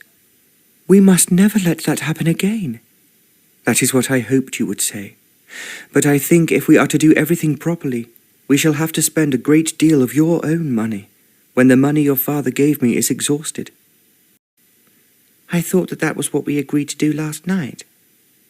"But you have just made it clear to me that we are still strangers, and I am frightened that if you find me boring, or worse still, unpleasant, you might run away again." Kristina made a little gesture with her hands. "I know now that last night I was foolish. It was only because I was frightened of you, as the Earl. But now you have shrunk down to a real person, and that does make a big difference." The Earl considered her comment for a moment before he said, "I am delighted to be a real person, but perhaps I should really ask to be the Prince Charming of your dreams." Kristina laughed. "He was not real, and I think I knew even when I was quite small that men were not really like him." The Earl was not certain whether this was a compliment or not. At the same time he was aware that despite her childlike appearance, Kristina possessed an active brain. She could put her thoughts into words in a way he had never expected. He found most women could talk of nothing but love when they were with him, or else they would be complaining about quite trivial issues, which were of no interest to anyone except themselves. He had always been certain that women read very little, except of course the social columns of the newspapers and the magazines in which they would frequently see a photograph or sketch of themselves. As they trotted on, he inquired, "I suppose you read quite a lot?" "When I get the chance. We did have quite a good collection of classic authors at the convent, but I want to explore your library, just as I want to explore you." As an Arab would say, everything I have is yours. "Including your books, I would hope. But I must warn you that I am a very fast reader, and when we can think of ourselves instead of others, we must fill up the shelves with every new book that is published. I shall be most interested to see what your favourite reading is." "I have the idea that you are not allowed romantic novels in the convent?" "No, of course not. Mother Superior would have been horrified at our reading anything so frivolous." Occasionally the girls were brave enough to smuggle in a novelette, but I much prefer history books, and of course authors like Shakespeare and Charles Dickens. You will learn quite a lot from the latter about this new world in which you have been introduced, and about which you know very little. That is what makes everything so exciting." She was looking around her as she spoke. Again the Earl thought any other woman would have said it was he who made everything new and exciting. "She's just a child," he told himself again. "Equally, she has a very quick and alert brain. She would undoubtedly become bored with anything that was always monotonously the same. It was what he always suffered from himself." He thought as they entered the village that this was the most extraordinary day he had ever known in his whole life. They called at the shops where the Earl found, as he had hoped, that Brooke had paid all the long overdue bills. They looked at the cottages, which were all in need of repair, with holes in the thatch, and windows cracked, and every one of them needed painting. Next, they visited the church. The Earl had already learned that the vicar, who had died after he had gone abroad, had not been replaced. His father had not paid for a new one to take his place. The church door was open, and so they walked in to find that there were holes in the roof where the tiles had fallen in, and there was a mass of rubble in the pews. The altar was still standing, as no one had taken away the gold cross. It was still there, as were the candles. Although they were valuable, the Earl appreciated that as they were consecrated, no one would be brave enough to steal them. It was traditional that bad luck would pursue anyone who stole from a church for the rest of his life. "How could the church have been left like this?" the Earl heard Kristina whisper beside him. "Where can the people pray if they cannot come here?" "I think they all pray for manna from heaven," the Earl replied, "which now we are able to give them." "The children have nowhere to be taught about God," Kristina added in a shocked voice. "I realize that, and so one of our first tasks will be to repair the church, and I expect that the vicar's house will be almost as dilapidated. Then I will ask the bishop to provide us with a new parson." "I cannot imagine anyone letting a place that is holy falling into such a bad state," Kristina said. "We will have it repaired at once, and perhaps as you know more about churches than I do, you should supervise it." He saw by the expression on Kristina's face that this idea had not occurred to her. "I do not think I could," she said. "I might do something wrong." "We will do it together. I know exactly how the church looked when I was a small boy, as I came here every Sunday with my mother. We will restore it as it used to be, as soon as possible." "You understand? You do understand," Kristina exclaimed. She spoke with a warmth in her voice, which he had not heard before. Equally, it was obvious what she had been thinking, that because he was a typical aristocrat who had been thrust upon her by her father, he would only be concerned with the needs of the body and not with the soul. They walked towards the altar. As they reached the steps, Kristina suddenly knelt down. They were dusty and covered with chippings of stone from the fallen steeple. She closed her eyes and put her hands together, and the Earl could see that she was praying. The sun, coming through the window behind the altar, shone on her golden hair as she had pulled off the cap she was wearing when they had been galloping. He thought it would be difficult to find anyone who looked so lovely, and she was obviously so very different from the beautiful women he had known in the past. There was a childish, innocent look about her as she prayed, and it made it difficult for him to realize that she was indeed a woman and his wife. He stood, gazing down at her. After several minutes, she crossed herself and rose to her feet. She smiled at the Earl quite unself-consciously. She was not, he thought, in the least embarrassed at having prayed in front of him. To her, it was a completely natural way to behave in a church. She made a genuflection to the altar and walked past him. It was as if she knew that their time in the church was over, and that they must return to the world outside. They had tethered their horses to a fence which was broken in several places. Without thinking, the Earl put his hands round Kristina's waist and lifted her onto the saddle. It was only as he was doing so that he remembered that she did not wish to be touched. She had made sure that at every place they had stopped there was a mounting block, Now, as he sat her on her horse, he did not feel her shrink away from him. He thought, however, although he was not sure, that she held her breath. He lifted the reins off the fence and placed them in her hands before mounting his own horse, and they started to ride up the drive. "We have done a lot of hard work today," the Earl said as the hall came into sight. "I think we both deserve the excellent tea which I expect Brooke will have prepared for us." "We should not be hungry after such a nice luncheon, but I am greedy enough to say that I am indeed hungry." Kristina spoke quite naturally, and the Earl thought that he had jumped one hurdle successfully. She was either unaware that he had touched her, or perhaps was unaffected by it. As they rode over the bridge, the water was glittering in the sunshine, and Kristina gave a cry and pointed down. Coming from under the bridge were 2 white swans, and behind them were 3 small cygnets. "I am so glad they are still here," the Earl remarked. "I used to feed them when I was a child, and I was afraid that when times were so bad that they would have flown away. Perhaps they flew back when they heard you had come home." "It would be nice to think that that is true. But we must have more swans, and that is another item to put on our lists." Kristina laughed. "My list is already so long, you'd be frightened if you saw it." "We must keep our lists private, until we know each other better. Otherwise it will be embarrassing to accuse each other of being so extravagant." There was a silence until Kristina said, "I understood today exactly why you wanted money from Papa, and I now realize that if you had not received it, many people would have suffered and been unhappy." "I thought you would understand," the Earl replied in all sincerity. A great number of women would have thought he was throwing money away to give so much to the poor, instead of concentrating first on his own requirements. Then, before he could congratulate himself on having done the right thing, Kristina gave a cry. "I had forgotten." "What is that?" "The horses.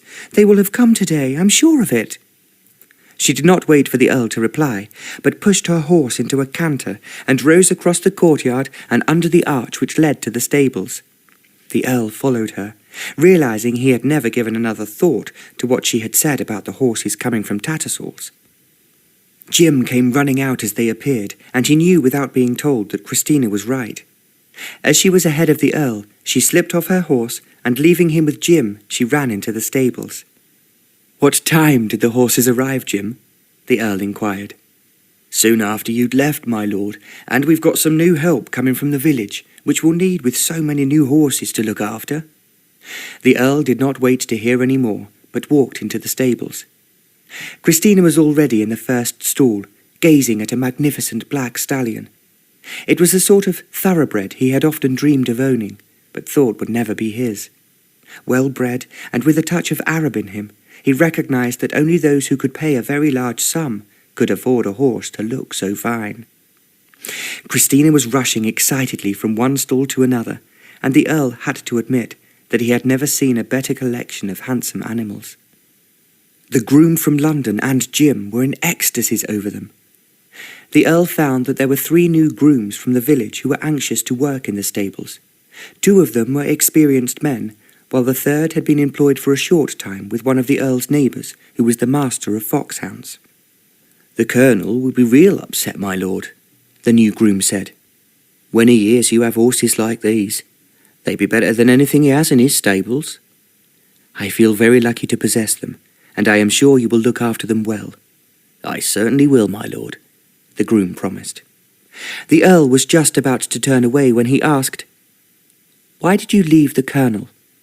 The man hesitated. "He has a nasty temper on him, my lord," the groom said, touching his forelock. Some time later he persuaded a reluctant Kristina that they should go into the house for tea, as it was now after 5 o'clock. He thought, as they had all been out all day, she should rest. It seemed extraordinary to him that she was so small and so fragile in appearance, yet she could only not handle a large horse, but have complete control over it. He considered as they walked up the steps that once again he had been very lucky. He might have been married to a woman who disliked horses. She would then resent his being away from the house and her when he was riding around the estate. Brooke was waiting for them in the hall, and Kristina said, "The horses have arrived, Brooke, and they are absolutely splendid." "I thought they would please your ladyship." "They are wonderful. I only wish we could tell Papa how grateful we are." She did not wait for Brooke to reply, but walked to the study where tea was waiting. The Earl noticed that the room was very much cleaner and tidier than it had been previously. There was an arrangement of flowers on each side of the mantelpiece, and a bowl of roses in front of the window. He knew that these changes were all down to Brooke, and he felt sure that Kristina would enjoy them, and he was not mistaken.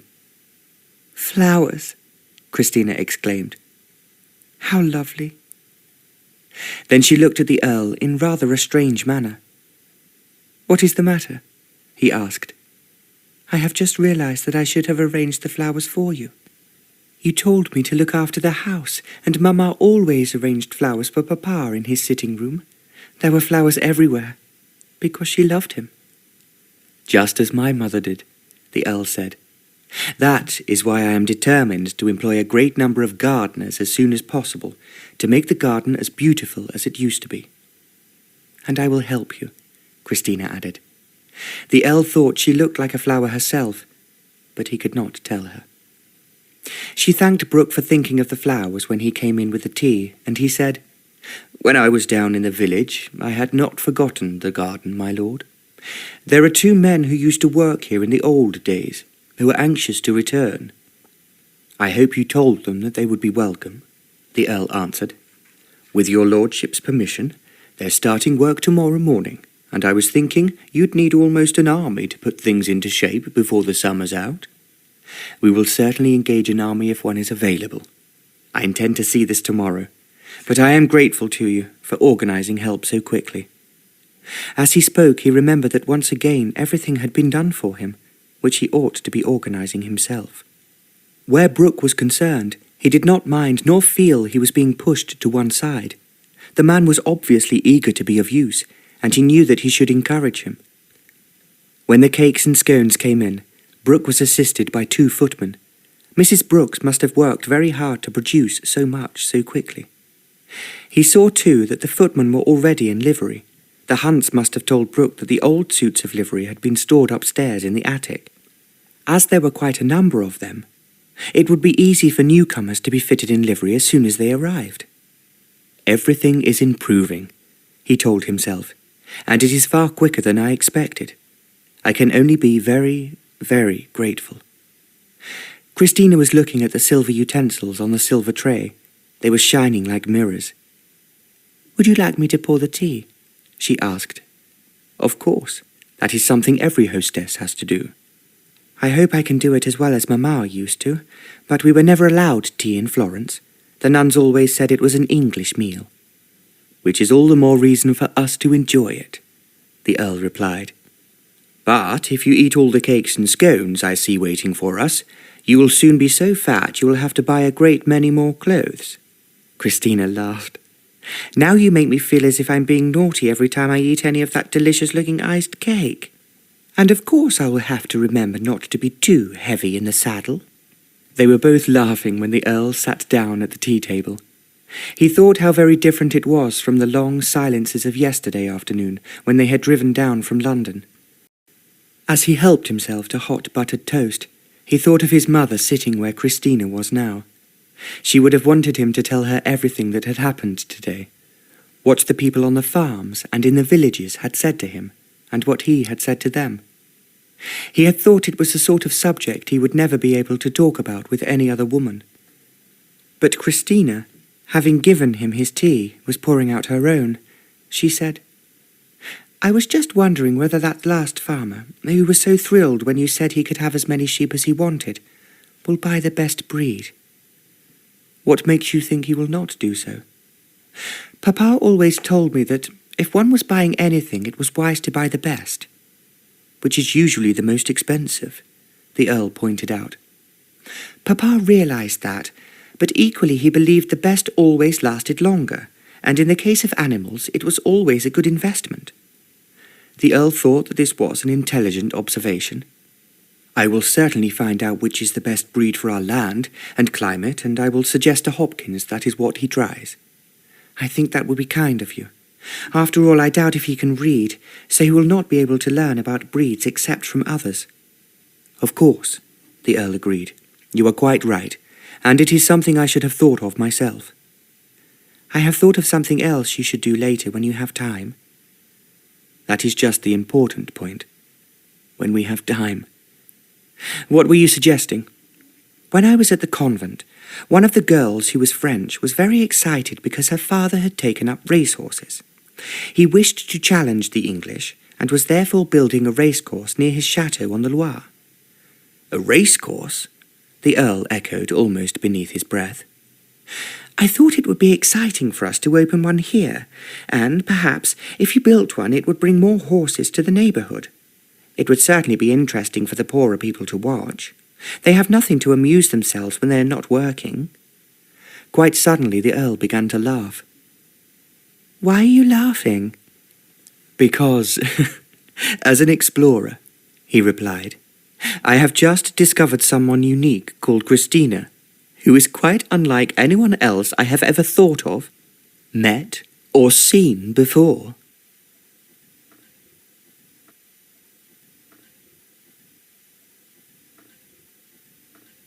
Chapter 6. The Earl drove his team along the road at what he was certain was a record speed. He had been to Oxford, having received an urgent request from his bank manager and his solicitors to visit them. He thought perhaps the solicitors would impart bad news about Mr. Randon, and therefore he deliberately did not take Kristina with him. However, when he arrived, it was to find that the summons was not bad news, but good. A very large sum of money had arrived from America, and his solicitors and the bank were concerned as to how it should be invested. They could not do anything without the Earl's instructions.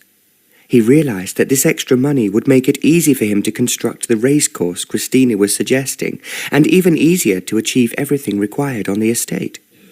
He sent a large cheque to Lord Shield, and promised him more when he needed it. As the Earl drove back to the hall, he was thinking that in the last 3 days, Kristina had been so charming to the farmers, and everyone they visited was entranced by her. "She has the knack of getting on with people," the Earl told himself, "and that is most important on such a large estate." At the back of his mind was an idea that he might purchase more land, which would make his estate even grander, and Cariston Hall more prestigious. As he neared the village, he drew in his team, and they moved slowly past the thatched cottages which were now being repaired. The Earl now employed a large number of workmen to carry out his orders. Some were concerned with the church, whilst some were building a new school. The rest were repairing and redecorating the cottages of the pensioners, and making them as attractive as possible. As soon as the Earl had returned and paid all his bills, the village general shop was bursting with more goods to sell than ever, and the same applied to the butcher. As the Earl was regarding the cottages, he noticed that outside one of them was the chaise in which he had travelled to London. He had told Kristina she could use it if she wanted to go anywhere, as he intended to buy a new, small chaise to be drawn by 2 horses. He thought, too, it would be a good idea to have a pony cart, as it would make it easier for anyone in the house who wanted to run down to the village. There were so many items for him to think about for all the improvement that sometimes he thought his head was whirling. It was impossible for his brain to concentrate on anything that was required. He pulled in his horse to see that Jim was standing by the chaise. "What has happened, Jim?" "They comes to the hall, my lord, to ask us to find a midwife. The woman in this cottage were in labour, and there be no one here to attend her." "Is her ladyship inside?" "Yes, my lord. Us picked the midwife up some 3 miles away, and brought her back post-haste." "Look after the horse, Jim. I will go and see what is happening." He handed Jim the reins, and walked in through a gate which had already been repaired. He noted with satisfaction that flowers had been planted on either side of the flagged path. The door of the cottage was ajar, so the Earl opened it and looked inside. There was no one in the kitchen, but there was, however, the sound of voices on the other side of the passage, where he thought Kristina must be. He was just about to knock on the door, when a woman saw him and withdrew. He heard her say, "His lordship is here, my lady." The Earl waited. A few minutes later, Kristina entered the room carrying a baby in her arms, wrapped in a white shawl, and she walked towards the Earl, holding the infant very carefully.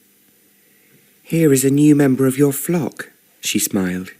"You must admit, he's a very good-looking baby."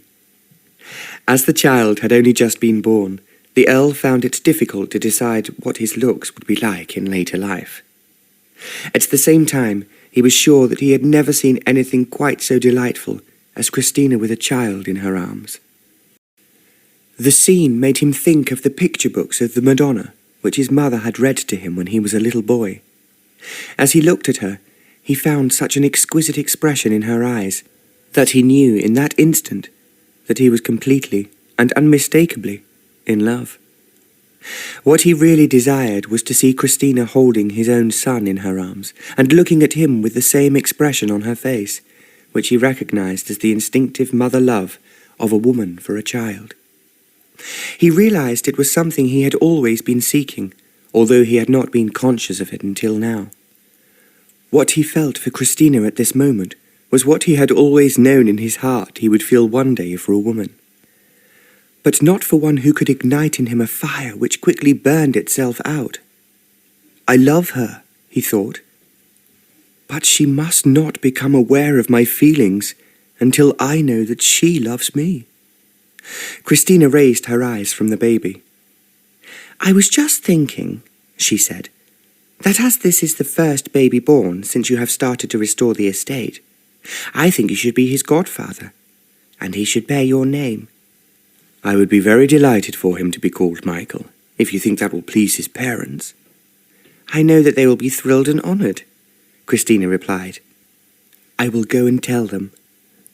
She smiled at the Earl and moved into the next room, and he thought he could hear a new note of excitement in the voices which had earlier been speaking quietly. "They are overwhelmed at your kindness, and Michael's mother said, 'It is a very great honour,'" Kristina announced. She came a little closer to the Earl and lowered her voice as she added, "I think it will please the whole village and make them feel as I know you want to make them feel, that those who live on your estate are just one big happy family." "How do you know that that is what I want?" the Earl asked. "At times I can read your thoughts, and I felt it was what you were thinking." "I shall have to be very careful what I think in the future." Kristina laughed. "I will try not to intrude, but I will know if you are thinking nasty thoughts about me, like you were when you were married." "That seems a long time ago," the Earl said, "and I have completely forgotten what happened." "That is the right way to look at it.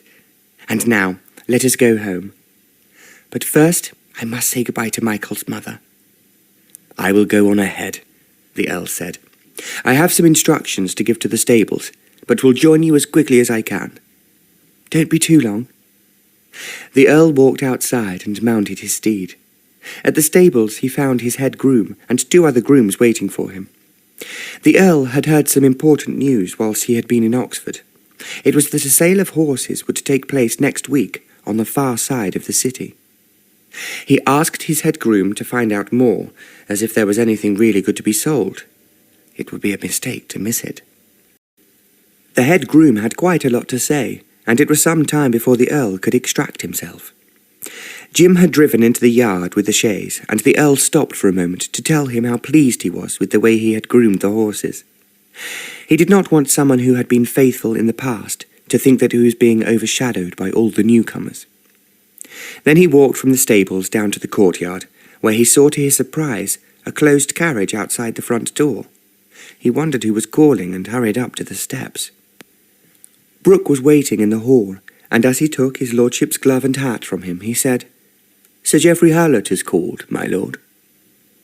"I wondered who it was, and of course I'm delighted to see him." Sir Geoffrey had been a friend of his father's, and his house and estate were only 5 miles away. The Earl hurried towards the study, which they were still using because the drawing-room had not yet been redecorated. He had almost reached the door when he heard Kristina scream, and a moment later she ran out of the study, almost bumping into him. "What is the matter?"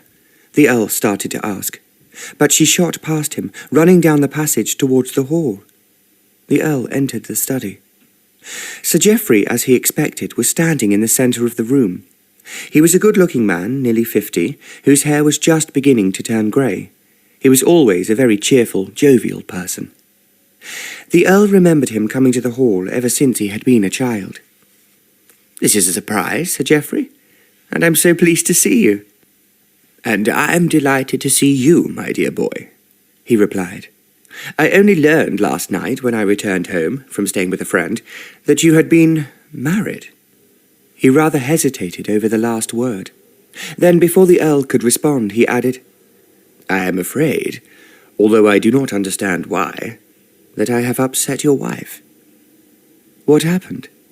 "Well, I was quite overcome when I saw how beautiful she is. I knew, of course, you would marry someone lovely, but your wife is certainly exceptional." The Earl did not speak, so after a moment Sir Geoffrey continued, I'm afraid, of course, I had no intention of doing so, that I upset her." "In what way?" "I just said how glad I was to hear of your marriage, and as I had known you for a very long time, I thought the first thing I should do was to kiss the bride." The Earl drew his breath, and now he understood. It was just like Sir Geoffrey to ingratiate himself with a pretty woman. It was his cheerful and friendly way of behaving, with nothing in the least sinister involved. A kiss could never have upset an ordinary woman, but Kristina was not ordinary. The idea of a strange man kissing her had forced her to scream and run away. The Earl thought quickly before he said, "I'm sorry this should happen, Sir Geoffrey, but my wife has suffered an unfortunate experience, and at the moment holds a terror of being touched by a stranger." "Of course, I had no idea," Sir Geoffrey exclaimed, "and I apologize for distressing her in such a way. You must assure her that I just wanted to wish her every happiness, as she is now your wife, and I have known you for so many years." Yes, of course, I understand," the Earl said, "and let me offer you a drink." "I think I must have something to drink your health." Sir Geoffrey accepted a whisky and soda and asked, "I was told, I hope I'm right, that your wife is the daughter of David Randon." "Yes, that is so. Do you know him?" "I have met him once or twice and thought him a most interesting man. As a matter of fact, he married one of my relations." The Earl became interested, realizing, although it seemed extraordinary, that he had no idea of the name of Kristina's mother. It had not occurred to him to ask her. "Who was it?" he inquired. "Her name was Lady Elizabeth Norton, and her father was the Marquis of Nortonford." The Earl looked at him in surprise. "Are any of her relations alive?" he asked Sir Geoffrey. "Because I have not met any of them." "They live in Yorkshire, my dear boy. I imagine the Marquis died a long time ago, and I do remember hearing that Lady Elizabeth died in America." "Yes, that is true, but I do not believe my wife has received any communication from the present Marquis of Nortonford, if there is one." "I believe the title has died out, although there may be a few cousins in that part of the world. It always seemed such a long way from here." "That is true. Yet I think it would be nice for my wife to meet her mother's relations if they exist." "I will try and find out for you," Sir Geoffrey offered. "I used to know one who married the daughter of my aunt. He must now be getting on in years, and I have not heard from him for some time." "Find out what you can. I know my wife will be grateful, and so will I." "I will do my best," Sir Geoffrey promised.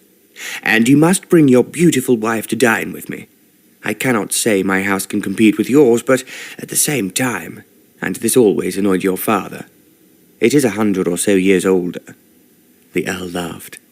"I remember you both arguing about it, and I wondered at the time why 100 years should matter one way or the other. A man has to be proud of something, and what could be better than his home?"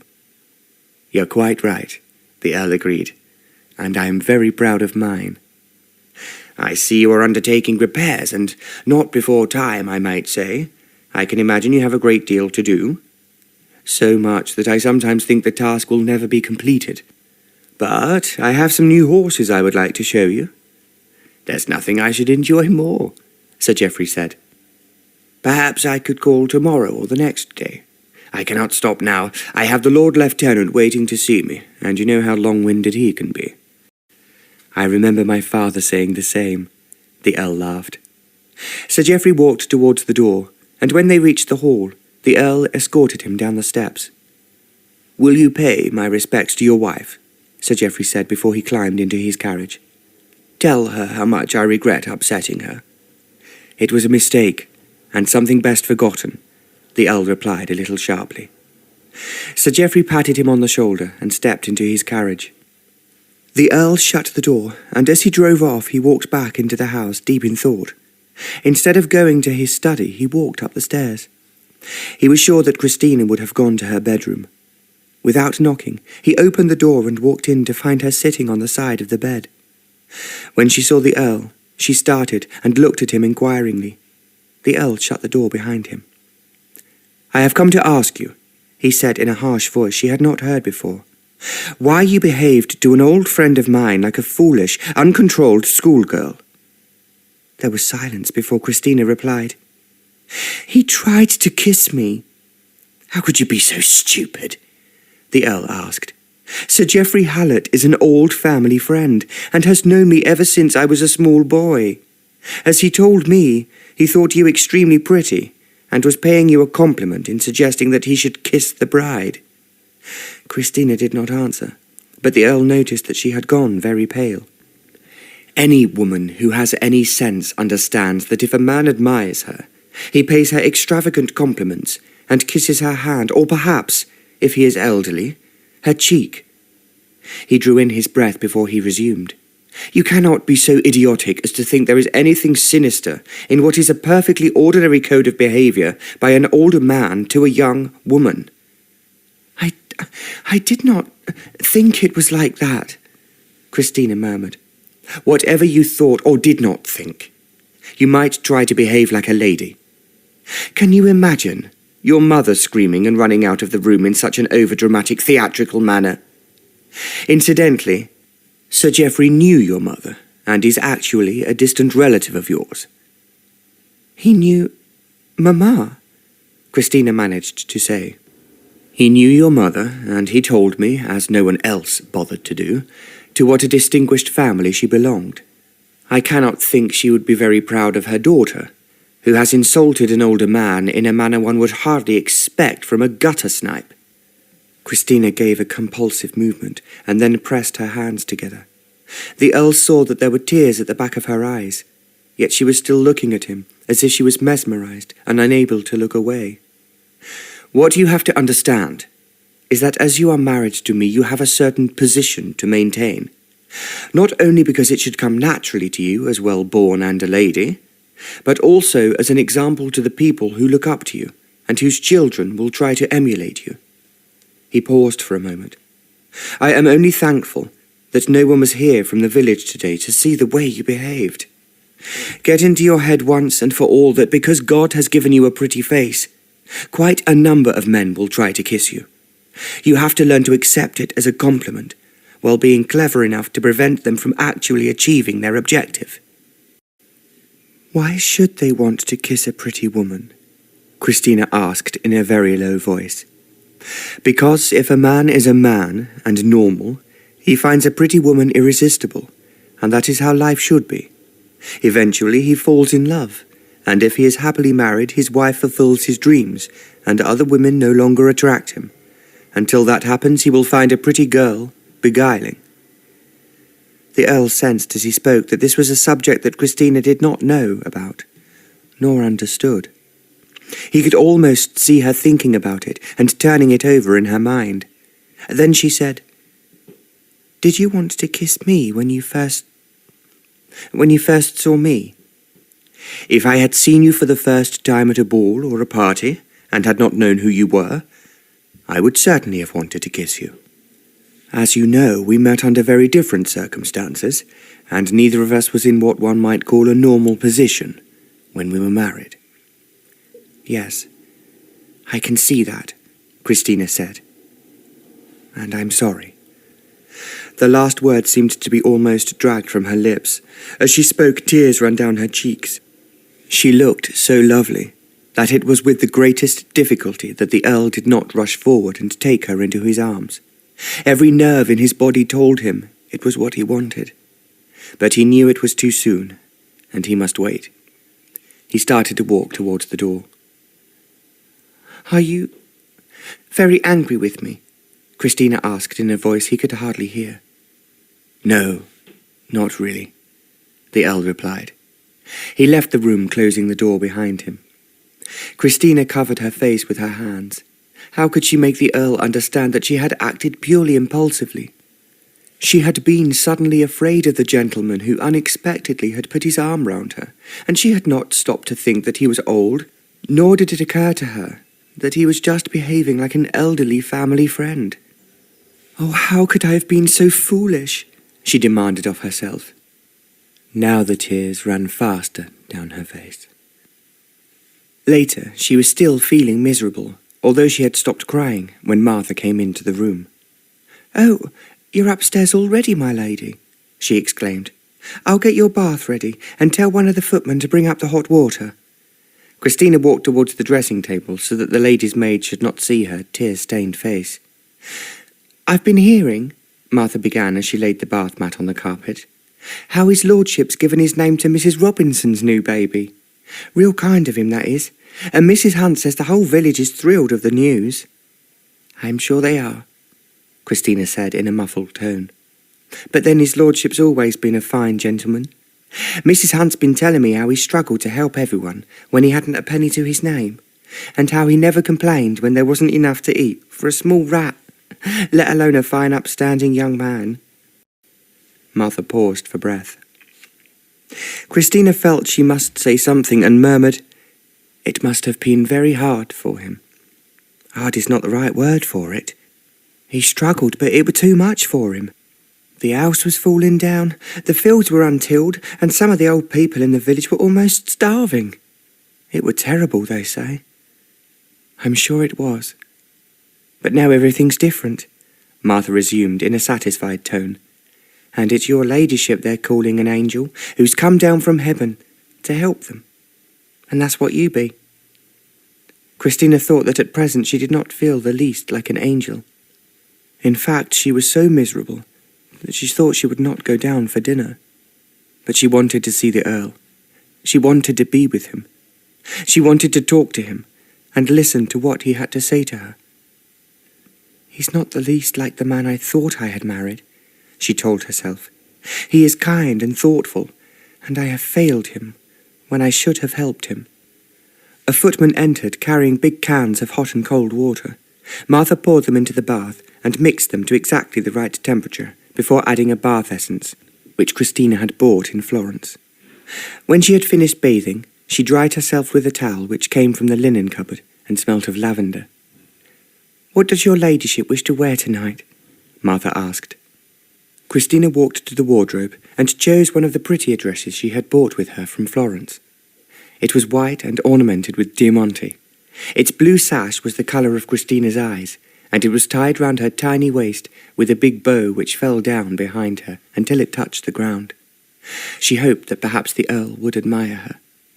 Then as she looked at herself in the mirror, she wondered if he might want to kiss her.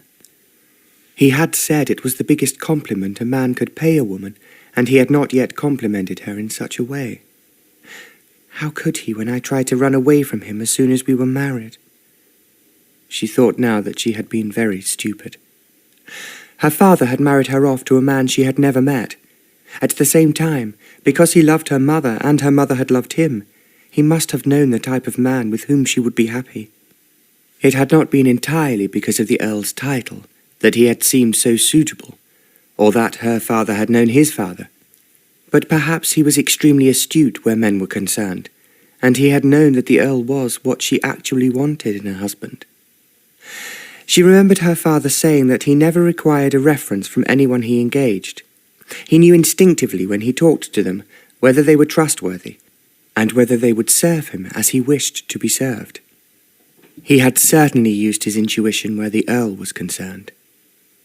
He is the right person for me, Kristina mused, and I was idiotic not to realize it as soon as I saw him. But she remembered how she had been conscious of how angry he was feeling while they were actually being married, which was understandable. Like herself, The Earl felt no desire to be pitchforked into matrimony, nor to be saddled with a wife he had never even seen, simply because she had money. "I have been foolish, very foolish," Kristina was saying over and over again as she dressed. Martha did her gown up at the back. Then Kristina opened a drawer in the dressing table and took out her jewellery box, which she had not opened since she had married the Earl.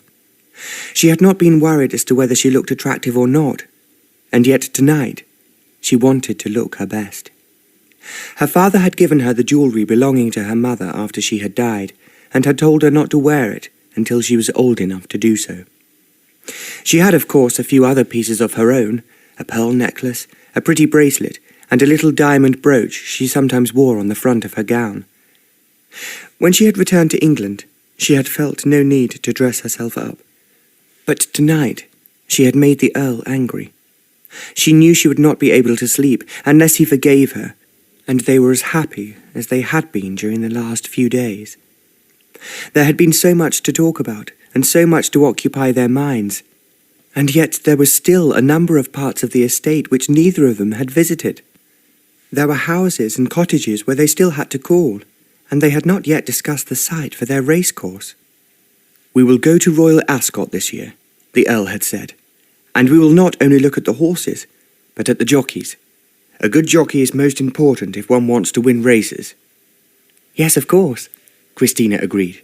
"I would love to go to Ascot. I have heard so much about it, and how spectacular the meeting is." "That is all a woman thinks about," the Earl teased. "You'll be looking to see if your hat is better than anyone else's, while I watch the jockeys to see how they were riding." "You know quite well that is what I shall be watching too," Kristina retorted. "But I think we should be more successful if we rode our own horses."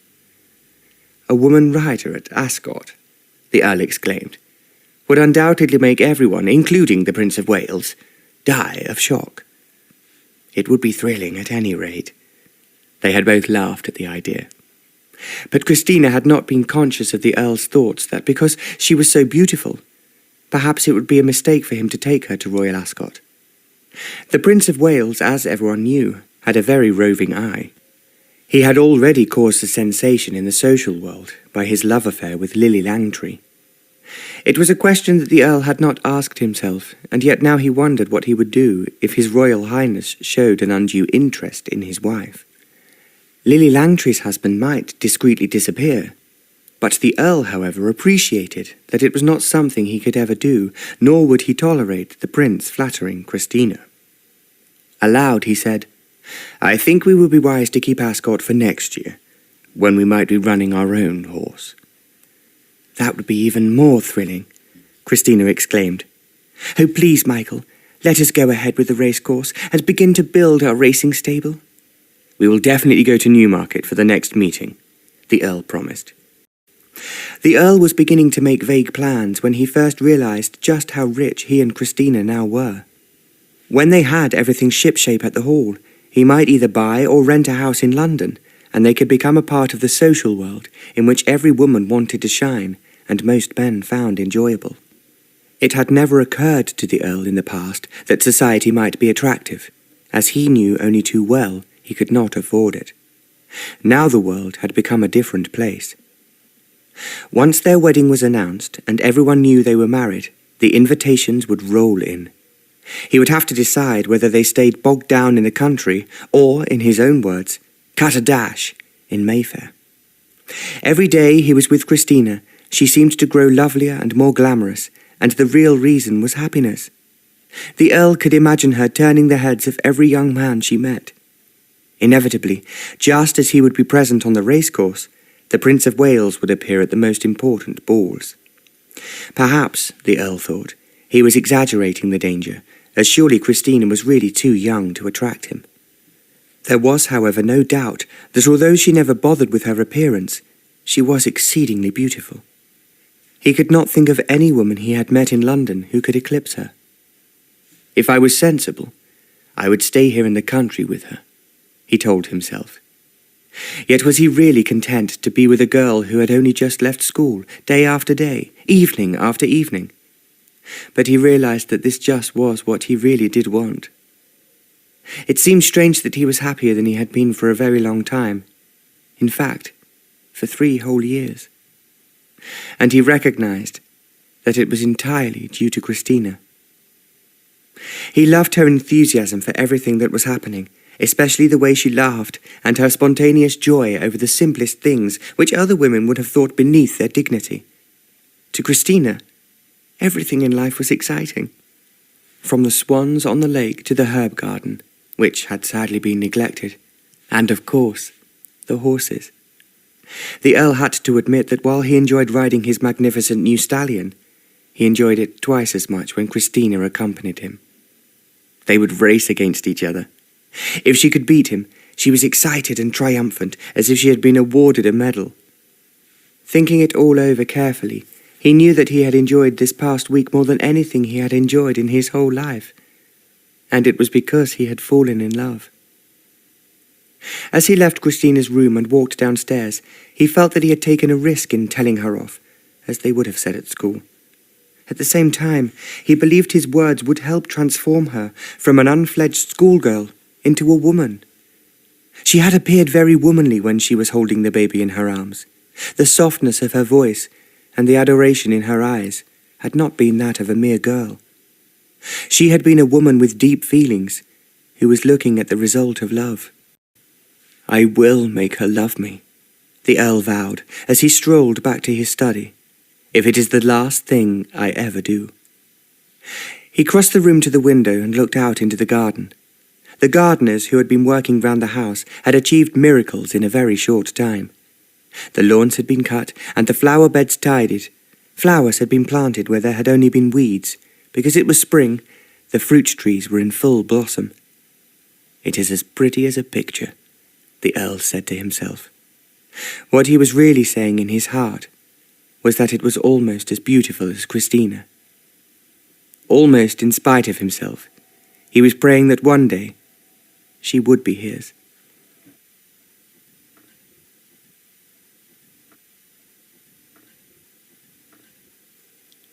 Chapter 7. Kristina took a last look at herself in the mirror, observing that she had certainly made a difference to her appearance. She was wearing a very pretty and valuable diamond necklace which had belonged to her mother, and it matched the bracelets on her wrists. In her ears, and it was the first time she had ever worn them, were small diamond earrings with pearls on each side, which made her look older, although they accentuated the translucence of her skin. Feeling a little self-conscious, she walked slowly down the stairs. She was praying that the Earl was still not angry with her, and she felt rather frightened that he may not join her for dinner. She would dine alone. It was a relief to see him standing in the study, with his back to the fireplace. Even so, she felt her heart turn a somersault, and it must be because she was so nervous. She had no idea how beautiful she looked as she stood, hesitating for a moment in the doorway. She walked towards the Earl. "You are looking very smart tonight, Kristina," he said. "And may I add, very lovely." He was speaking in his charming and alluring voice.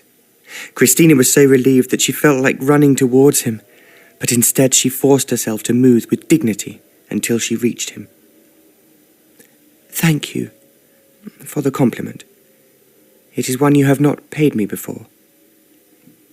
"I have never seen you so elegantly dressed," the Earl replied. "I feel we should ask a number of dashing young men to serenade you, and a band to dance after dinner." Kristina gave a little laugh. "Perhaps we can do that one day, but the ballroom will need painting and decorating before we can invite anyone." "We will do that once we have finished with the more important parts of the house," the Earl answered. "As you can see, the workmen have been erecting their scaffolding all day because they say they must start at the top." "I was afraid the roof was leaking," Kristina said. "In fact, there are a great number of tiles missing." "I know, but now the workmen have started, you will be surprised how soon we shall be living in a palace rather than a house." At that moment, Brooke announced dinner. "As you are dressed for the part," the Earl suggested, "I think I should offer you my arm." He wondered as he spoke whether she would shrink away from him. She placed her hand inside his arm without hesitating, and they walked, side by side, into the dining room. Almost as if Brooke had guessed that it was a special occasion, there were extra candles on the table, together with an elaborate arrangement of flowers. Kristina clapped her hands. "Oh, thank you, Brooke," she exclaimed. "How pretty you have made the table look." "I hoped you would be pleased, my lady." The Earl became aware that because the table was so brightly lit, the rest of the room was almost in darkness. He was sure that the servants, who always knew everything, had heard that there had been a quarrel, and were determined that they should make it up in a romantic atmosphere. It was something which, when he had first been forced into matrimony against his will, he might have found irritating. Now he was touched, because they were worrying over Kristina and him. He felt sure that his supposition was right, when dinner was even better than anything Mrs. Brooke had produced earlier. There were 4 courses, each of them cooked to the perfection which he expected only from French chefs. There was champagne for them to drink. The Earl set himself out to make the meal amusing and memorable for Kristina, and as her pretty laughter rang out frequently, he knew that he had succeeded. After dessert, which included strawberries from the garden, the servants withdrew. The Earl sat back in his chair. He had accepted a liqueur which Brooke had set beside him, and Kristina was still sipping her coffee. For a moment, there was silence. Then she said, "That was a delicious dinner, and I must tell Mrs. Brooke so in the morning. The servants all try to please you, because you praise them, and they know you appreciate any effort they make on our behalf. They're very kind to me, and they all think that you are wonderful. In fact, in Martha's own words, you are a fine gentleman." "That is praise indeed," the Earl laughed. "They mean it, and you do behave exactly as a kind, caring landlord should to his people." The Earl remained quiet for a moment before saying, "You know that I can only do so because of you. If you were not here, the house would be about to tumble down, and the Hunts and I would be sitting under a leaking roof with nothing to eat." "You must not think about it," Kristina said. "I think that fate made you go to my papa at exactly the right moment, and it is fate that is making everything we now desire come true." "Everything?" Kristina thought for a moment. "I suppose because we are human beings, we will keep asking for more. Perhaps if we are grateful enough, we will receive more." "That is just what I'm hoping will happen." Kristina looked at the Earl questioningly, wondering exactly what he meant. He rose to his feet. "Let us go into the study, and I am waiting for you to tell me when I may look at the drawing room." "The upholsterers have promised that they will bring the curtains tomorrow," Kristina answered. "And when the room is finished, we must have another celebration." "We certainly will," the Earl promised. "And perhaps we will invite a number of people to come to dinner to celebrate with us." Kristina did not pause, but replied impulsively, "I would much rather be alone with you. It is much more fun, and we have so much to talk about." "Then we will be alone," the Earl agreed quietly. They reached the study, where there were a great number of plans laid out on the desk for them to approve. The head of the firm of builders repairing the house was anxious to restore parts which had been demolished over the centuries. He had even found some old prints and brought them for the Earl to inspect. It was Kristina who had remembered that she had discovered some similar prints in one of the upstairs rooms. They were faded with age, yet it was quite easy to see those parts of the house which had been removed. Kristina thought it would be interesting and a distinct improvement if they were to be rebuilt. The Earl was a little dubious at first, but by some gentle persuasion, eventually Kristina got her own way. "We will go ahead if it pleases you," the Earl conceded. "But you do realize that we shall encounter considerable difficulties in restoring the statues which used to adorn the roof." "I am sure almost identical statues could be obtained if we search for them," Kristina replied. "And if we tell the antique dealers what we are looking for, they will doubtless find them for us." They talked until Brooke came in to ask if there was anything else his lordship required. It was then that they realized it was time they retired. "You must see the head man tomorrow," Kristina said to the Earl, "and make sure he can find the right workmen for the job. I suppose they are the best firm available?" I am told that they are, and they are certainly moving on quicker than I expected. I saw today that they have already erected the scaffolding at the back of the house. Yes, I know. It's outside my window and rather spoils my view of the garden. Then let us hope it will not be there for long. Kristina looked at the clock and gave an exclamation. Do you realize, she said, it is 20 minutes to 12. It has been so fascinating planning what we will do that I had no idea it was so late. Nor had I. Because they had been sitting side by side looking at the plans, the Earl had been vividly conscious that she was so close to him. He longed to put his arm around her and pull her closer still, yet he was well aware that she was talking to him with an ease and unself-consciousness, as if he were her brother.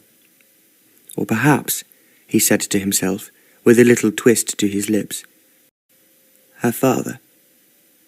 He thought he had never seen her look more bewitching than she did tonight. He noticed that when she gave him a sidelong glance, she was wondering whether he was still angry with her. He had therefore gone out of his way to pay her effusive compliments, which were in fact the sort of compliments he had never paid to any other woman. You know, I would value your opinion on this design, he had said as he passed her a print. I am sure you are too intelligent not to realize that this is a fake, he said of another. The eagerness with which she took what he was showing her and the sparkle in her eyes told him that she appreciated what he was saying. What he really wanted to tell her was that she was too lovely for any man's peace of mind, and if no other man was allowed to kiss her, it was surely his right as her husband to do so. He had, however, been in command of a great number of men who had been in the army. He had learnt to understand the character and personality of those whom he had commanded, and there had never been a soldier he could not handle. When women were concerned, it had always been too easy. He had only to hold out his arms, and they flew towards him like a bird going to roost. He understood only too well that with Kristina he must not be hasty, as she still needed to learn about love, something she had never known and never experienced. He had to be more subtle, more discriminating, and more careful than he had ever been in his whole life. I love her, he told himself, and one day she will love me, but I must not put a foot wrong. If I frighten her, I might lose her forever. He did not now believe that she would actually run away again, but creep back into her reserve and fear of men, which would make it impossible for him to approach her. The Earl thought a little wryly that this venture was the most difficult task he had ever undertaken. When he was a soldier, facing a dangerous enemy, he had used every ounce of his brain and brawn in the effort to defeat those he was opposing. Now he needed to use his brain and his experience to make one young, innocent, and very lovely girl give him her heart. I thought, he mused, that trying to restore the hall and the estate was a Herculean task. Now what I am confronting is an almost superhuman one. Kristina stacked the plans tidily onto a side table. I'm so excited to be building a world of our own, she enthused, and ordaining it just the way we want it. I agree with you, but we must not make any mistakes. No, of course not, Kristina agreed. You are far too clever for mistakes. So are you, and I can say this with complete sincerity, Kristina, that no other woman could be as intelligent and as creative as you. That is very lovely of you to say so, Kristina exclaimed, and I shall lie in bed tonight feeling a glow of warm satisfaction before I go to sleep. The Earl extinguished the lights in the study with the exception of one lamp. As they walked towards the door, he carried it in his hand. As soon as we have finished repairing the outside of the house, I am going to talk to you about installing electric light. I shall feel very up-to-date if we do, Kristina replied. Even so, there is something very romantic about the house as it is now. It was Brooke who in the last 2 days had put the candles in the silver sconces, which he had cleaned, and they now lit the hall and the passages. Now as they reached the hall, she thought how lovely the old furniture and the pictures looked in the light of just 6 candles.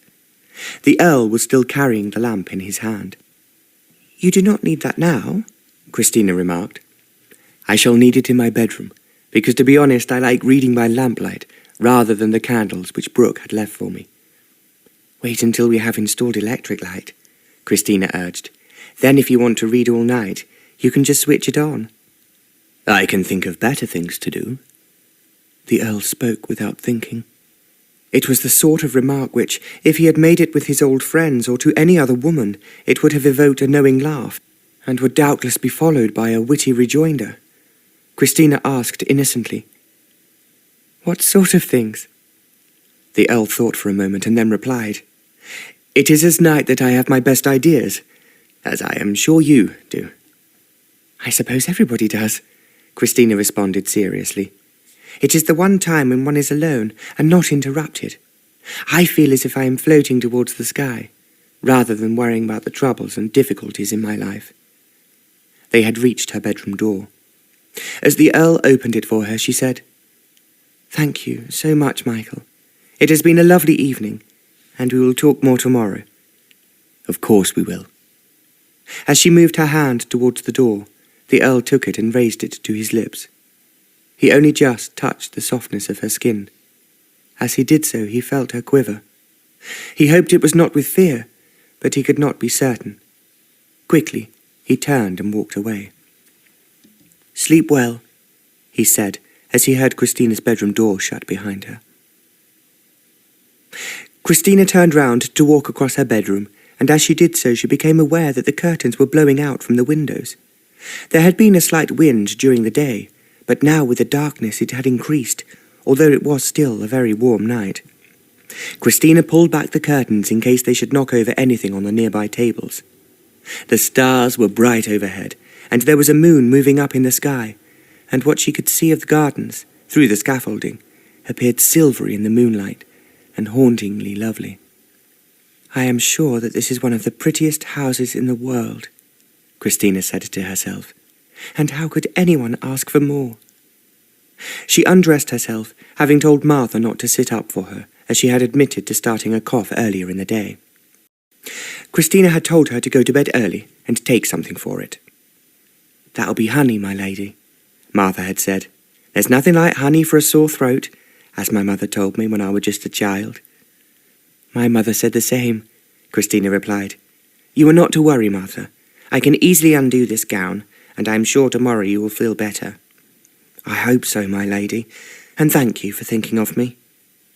Kristina hung up her dress in the wardrobe and took off her jewellery and laid it on the dressing table. She thought she would put it back into its velvet boxes in the morning, although perhaps, as there were a number of workmen about, it would be wiser to keep it in a safe. She knew Michael kept one in his bedroom. "I could not bear to lose any of Mamma's fabulous jewels," Kristina told herself. "I felt that when I was wearing them, she was guiding me and telling me how I should conduct myself tonight." The Earl was no longer angry with her, as she had feared, but in fact, now that she thought about it, she had never known him so charming or so kind. "He is a wonderful man," she whispered as she looked in the mirror, "and I would like him to think that I am wonderful too." Then she remembered how cross he had been with her. She told herself that never, never again would she be so stupid or so foolish. "He's quite right," she murmured as she climbed into bed, having said her prayers. "I must behave in the way that Mamma would, and I am sure she is helping me." She blew out the candles by her bed, having already extinguished those on her dressing table. The room was not in total darkness, as the moonlight was coming in through the open window, casting a silver glow onto the carpet. Kristina wondered if the Earl was watching the stars from his bedroom. Before telling herself, he would undoubtedly think it would be too sentimental to do so. He was either going to sleep or reading a book. "I must go to sleep," she told herself, "because there is so much to do tomorrow." She closed her eyes. Then she heard a strange sound. It was a creak, followed by a bang as if something hard had fallen to the ground. She sat up in bed. Then, as the noise came again, she jumped up. She was almost sure of what was happening, and thought she must warn the Earl. Without thinking, she ran across the room, just as she was in her nightgown. She pulled open the communicating door. There was a boudoir between her room and the Earl's. It was more of an alcove and very intimate, and was where his mother had written her letters and kept her most prized and cherished possessions, like the presents her husband and son had given her on her birthdays and at Christmas. There was a collection of Dresden china angels she had accumulated over the years. Kristina crossed the boudoir and pulled open the door on the other side, which led into the Earl's bedroom. She saw that he was in bed with a small lamp beside him reading a book. He looked up and exclaimed in astonishment, "Kristina, what is it?" "I think the wind is knocking down the scaffolding," she told him breathlessly. "It is making strange noises, and if it collapses it could do a great deal of damage to the windows below." The Earl closed his book. "I will come and see to it," he said firmly. Then he hesitated before he added, "To save your blushes, I suggest you look the other way while I get out of bed." Kristina did blush as she turned round to stand in the doorway of the boudoir with her back towards the Earl. Because it had been so warm, he was naked to the waist. When he climbed out of bed, he pulled on a silk robe which Brooke had left on a chair and picked up the lamp. "Now I'm ready, so let us go and look at the damage. I shall be extremely annoyed if they have erected the scaffold so carelessly that it can be blown about by the slightest wind." He moved towards Kristina as he spoke, and she walked into the boudoir, and as he joined her, she let him go first because he was carrying the lamp. He crossed the room and pulled open the communicating door into her bedroom, which she had left ajar, and entered the room with Kristina close behind him. They both came to a standstill. Standing in the bedroom by the open window through which he had obviously just entered was a man. He was dressed in black, and to Kristina's horror he wore a black mask over his eyes. On his head was a cap pulled so low that it was impossible to see his features. "What are you doing here?" the Earl demanded sharply, holding up the lamp. As he spoke, the intruder took a revolver from his pocket and pointed it at him. "I want all the money you have." He spoke with a strong accent, which the Earl thought was Cockney. "I don't have any money with me." "Then you'd better get it," the man said. "And if you don't, you'll find it very uncomfortable to have a piece of lead through your heart." He was still pointing the revolver at the Earl's chest as he spoke. Kristina gave a cry of horror. The intruder turned his attention to her. "As for you, pretty lady," he snarled, "you can give I that jewellery that you have on your dressing table."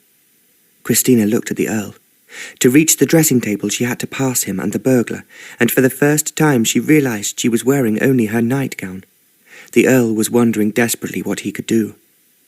He was holding the lamp in his left hand, and although his right hand was free, he was some distance, perhaps 8 feet, from the man pointing the gun at him. If he made a hasty movement, he could be shot long before he reached him, and then it would be impossible for him to protect Kristina. Almost as if the burglar knew what he was thinking, he growled to Kristina, "Do as I tells you, or I'll finish off his lordship before I makes you give I what I wants." "How can you be so wicked?" Kristina asked. The burglar laughed, and it was an unpleasant sound. "The answer to that to be quite simple. I be poor, and you be rich, and I wants a bit of comfort in me old age." "Suppose I give you some money," the Earl suggested coolly, "and you leave my wife's jewellery where it is. It belonged to her mother, and she has no wish to part with it." "Well, my mother left I nothing, so I'll have the jewels, as well as your money, which I knows be in your bedroom in a safe, so you can't deceive I." As he realised that the Earl and Kristina were just staring at him, he said, "Come on, I ain't got to wait all night. Give I the jewellery, or I'll help myself to it, and anything else I wants. A dead man won't be able to stop me." He waved his revolver even more menacingly at the Earl. Kristina gave an anguished cry of horror. She ran behind the Earl to her dressing table so as not to be near the burglar. She picked up her mother's jewellery, the necklace, the bracelets, and the earrings. They glittered in the light from the lamp as she turned back towards the burglar. "That's more like it," he said as he approached them. He held out his left hand. As he did so, Kristina raised her leg. Quite suddenly, without warning, the burglar fell backwards onto the floor with a crash. His arms were stretched out, and the revolver dropped from his hand and fell a foot or so away from him under a chair. With the swiftness of a man who had often been in danger, the Earl dashed forwards to pick up the revolver.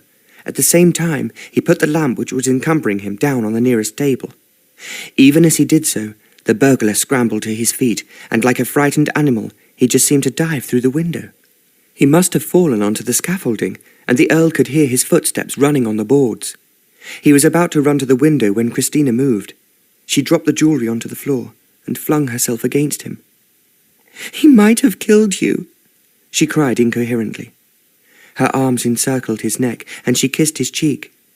Then her lips touched his. The Earl put his arms round her, pulling her close against him. He kissed her fiercely, possessively and passionately. He kissed her until she felt as if she melted into him, and they were no longer two people but one. The terror she had felt at thinking he might be killed had vanished into a wild, uncontrollable excitement. It was a rapture she had never known or imagined possible. The moonlight was seeping through her body, and the stars were twinkling in her breast. Her arms around the Earl's neck tightened, and she moved even closer to him. His robe had fallen open, and he could feel her heart beating against his naked chest. He thought it was the most wonderful feeling of his entire life. He had kissed many women, but he had never known a kiss that was so utterly perfect, so completely ecstatic. It made him feel as if he was carrying Kristina into the sky, and they were no longer human. Only when they were both breathless did he raise his head and look down at her. Her golden hair was falling over her bare shoulders. The light from the lamp showed that love had transformed her, and she was lovelier and more beautiful than any woman he had ever dreamed about. "I love you," he said, and his voice was very deep. "I love you. I love you," Kristina whispered. "And I thought he was going to kill you, but he has gone away." "Let him go," the Earl said. "I have found you, and that is all that matters." He kissed her again. It was impossible for him to put his feelings and the emotions into words. The miracle had happened, and she actually loved him. Although her lips were soft, sweet and innocent, he sensed that there was a rapture behind them. It could come only from a love which echoed his own. When he raised his head again, he asked her, "How could you have been so brilliant as to know about jiu-jitsu when there was nothing I could do?" Kristina laughed. "There was a Japanese girl at the convent in Florence, and she showed us how to defend ourselves. So you saved both of us." "I was so very frightened that he might shoot you," Kristina sighed. "Why?" the Earl asked, as he wanted to hear her answer. "Because I love you," Kristina whispered. "I love you with all my heart and with all my soul, as the nun said I should do when I find the love of my life." "Are you quite sure?" the Earl asked. Kristina moved a little closer to him. Quite sure," she murmured. "In which case," he replied, "it is unnecessary for us to stand here." He lifted her into his arms and carried her across the room. He laid her down on the bed with her head on the pillows. "I do not want you to leave me." The Earl smiled. "I have no intention of leaving you." He sat down on the bed beside her and pulled her into his arms. "If only you knew," he said, "how much I have longed for you to tell me that you love me. It has been an agony I hope never to experience again. To know you are only a room away from me and I dare not come near you." Kristina pressed her lips against his cheek. "How could I have been so foolish," she asked, "as to not allow you to touch me as you wanted to?" "Of course I wanted to," the Earl replied. "I wanted to kiss you and make you mine." He realized what he had said. In a different tone, he continued very quietly, I do not want to frighten you, my darling. I will never be frightened of you again. I was so afraid, when you were angry with me, that you would want to leave me. I will never leave you, and I will never allow you to leave me. I love you, my precious little wife, the same way as you love me, with all my heart and all my soul." He kissed her gently before he added, "I think now we can really start our marriage and be very, very happy. I love you so very much, Kristina murmured. The Earl kissed her, and she thought nothing could be more wonderful than the touch of his lips. His arms were now entwined around her, and she realized, although she did not really understand, that he wanted more. I am yours completely and absolutely yours, she whispered. But I know that I am very ignorant. The Earl did not speak, and she continued. Please, teach me about love. Teach me to do what you wish me to do, because I'm so frightened of disappointing you. Kristina drew in her breath. If you had the chance to start all over again, and not have to worry about money, she asked, would you still want to marry me? I would want to marry you if you were rich, poor, or even destitute, the Earl answered. You are mine because you are perfect, and because you are the woman I always felt was waiting for me somewhere, if only I could find her. Papa was always clever, so very clever, and he knew what was best for both of us. I only hope he realizes how happy we are, the Earl breathed. I love you, my darling, and now I am going to show you how much. He kissed her passionately as he spoke, and there was no further need for words. As he kissed her and did not stop kissing her, she felt he was carrying her up into the sky. The room enveloped them, and the stars were on their lips and in their hearts.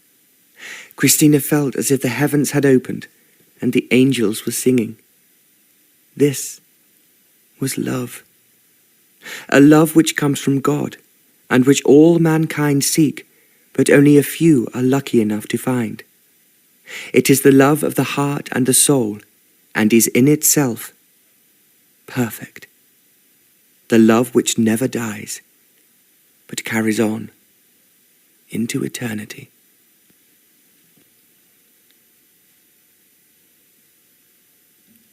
Learning to Love, written by Barbara Cartland.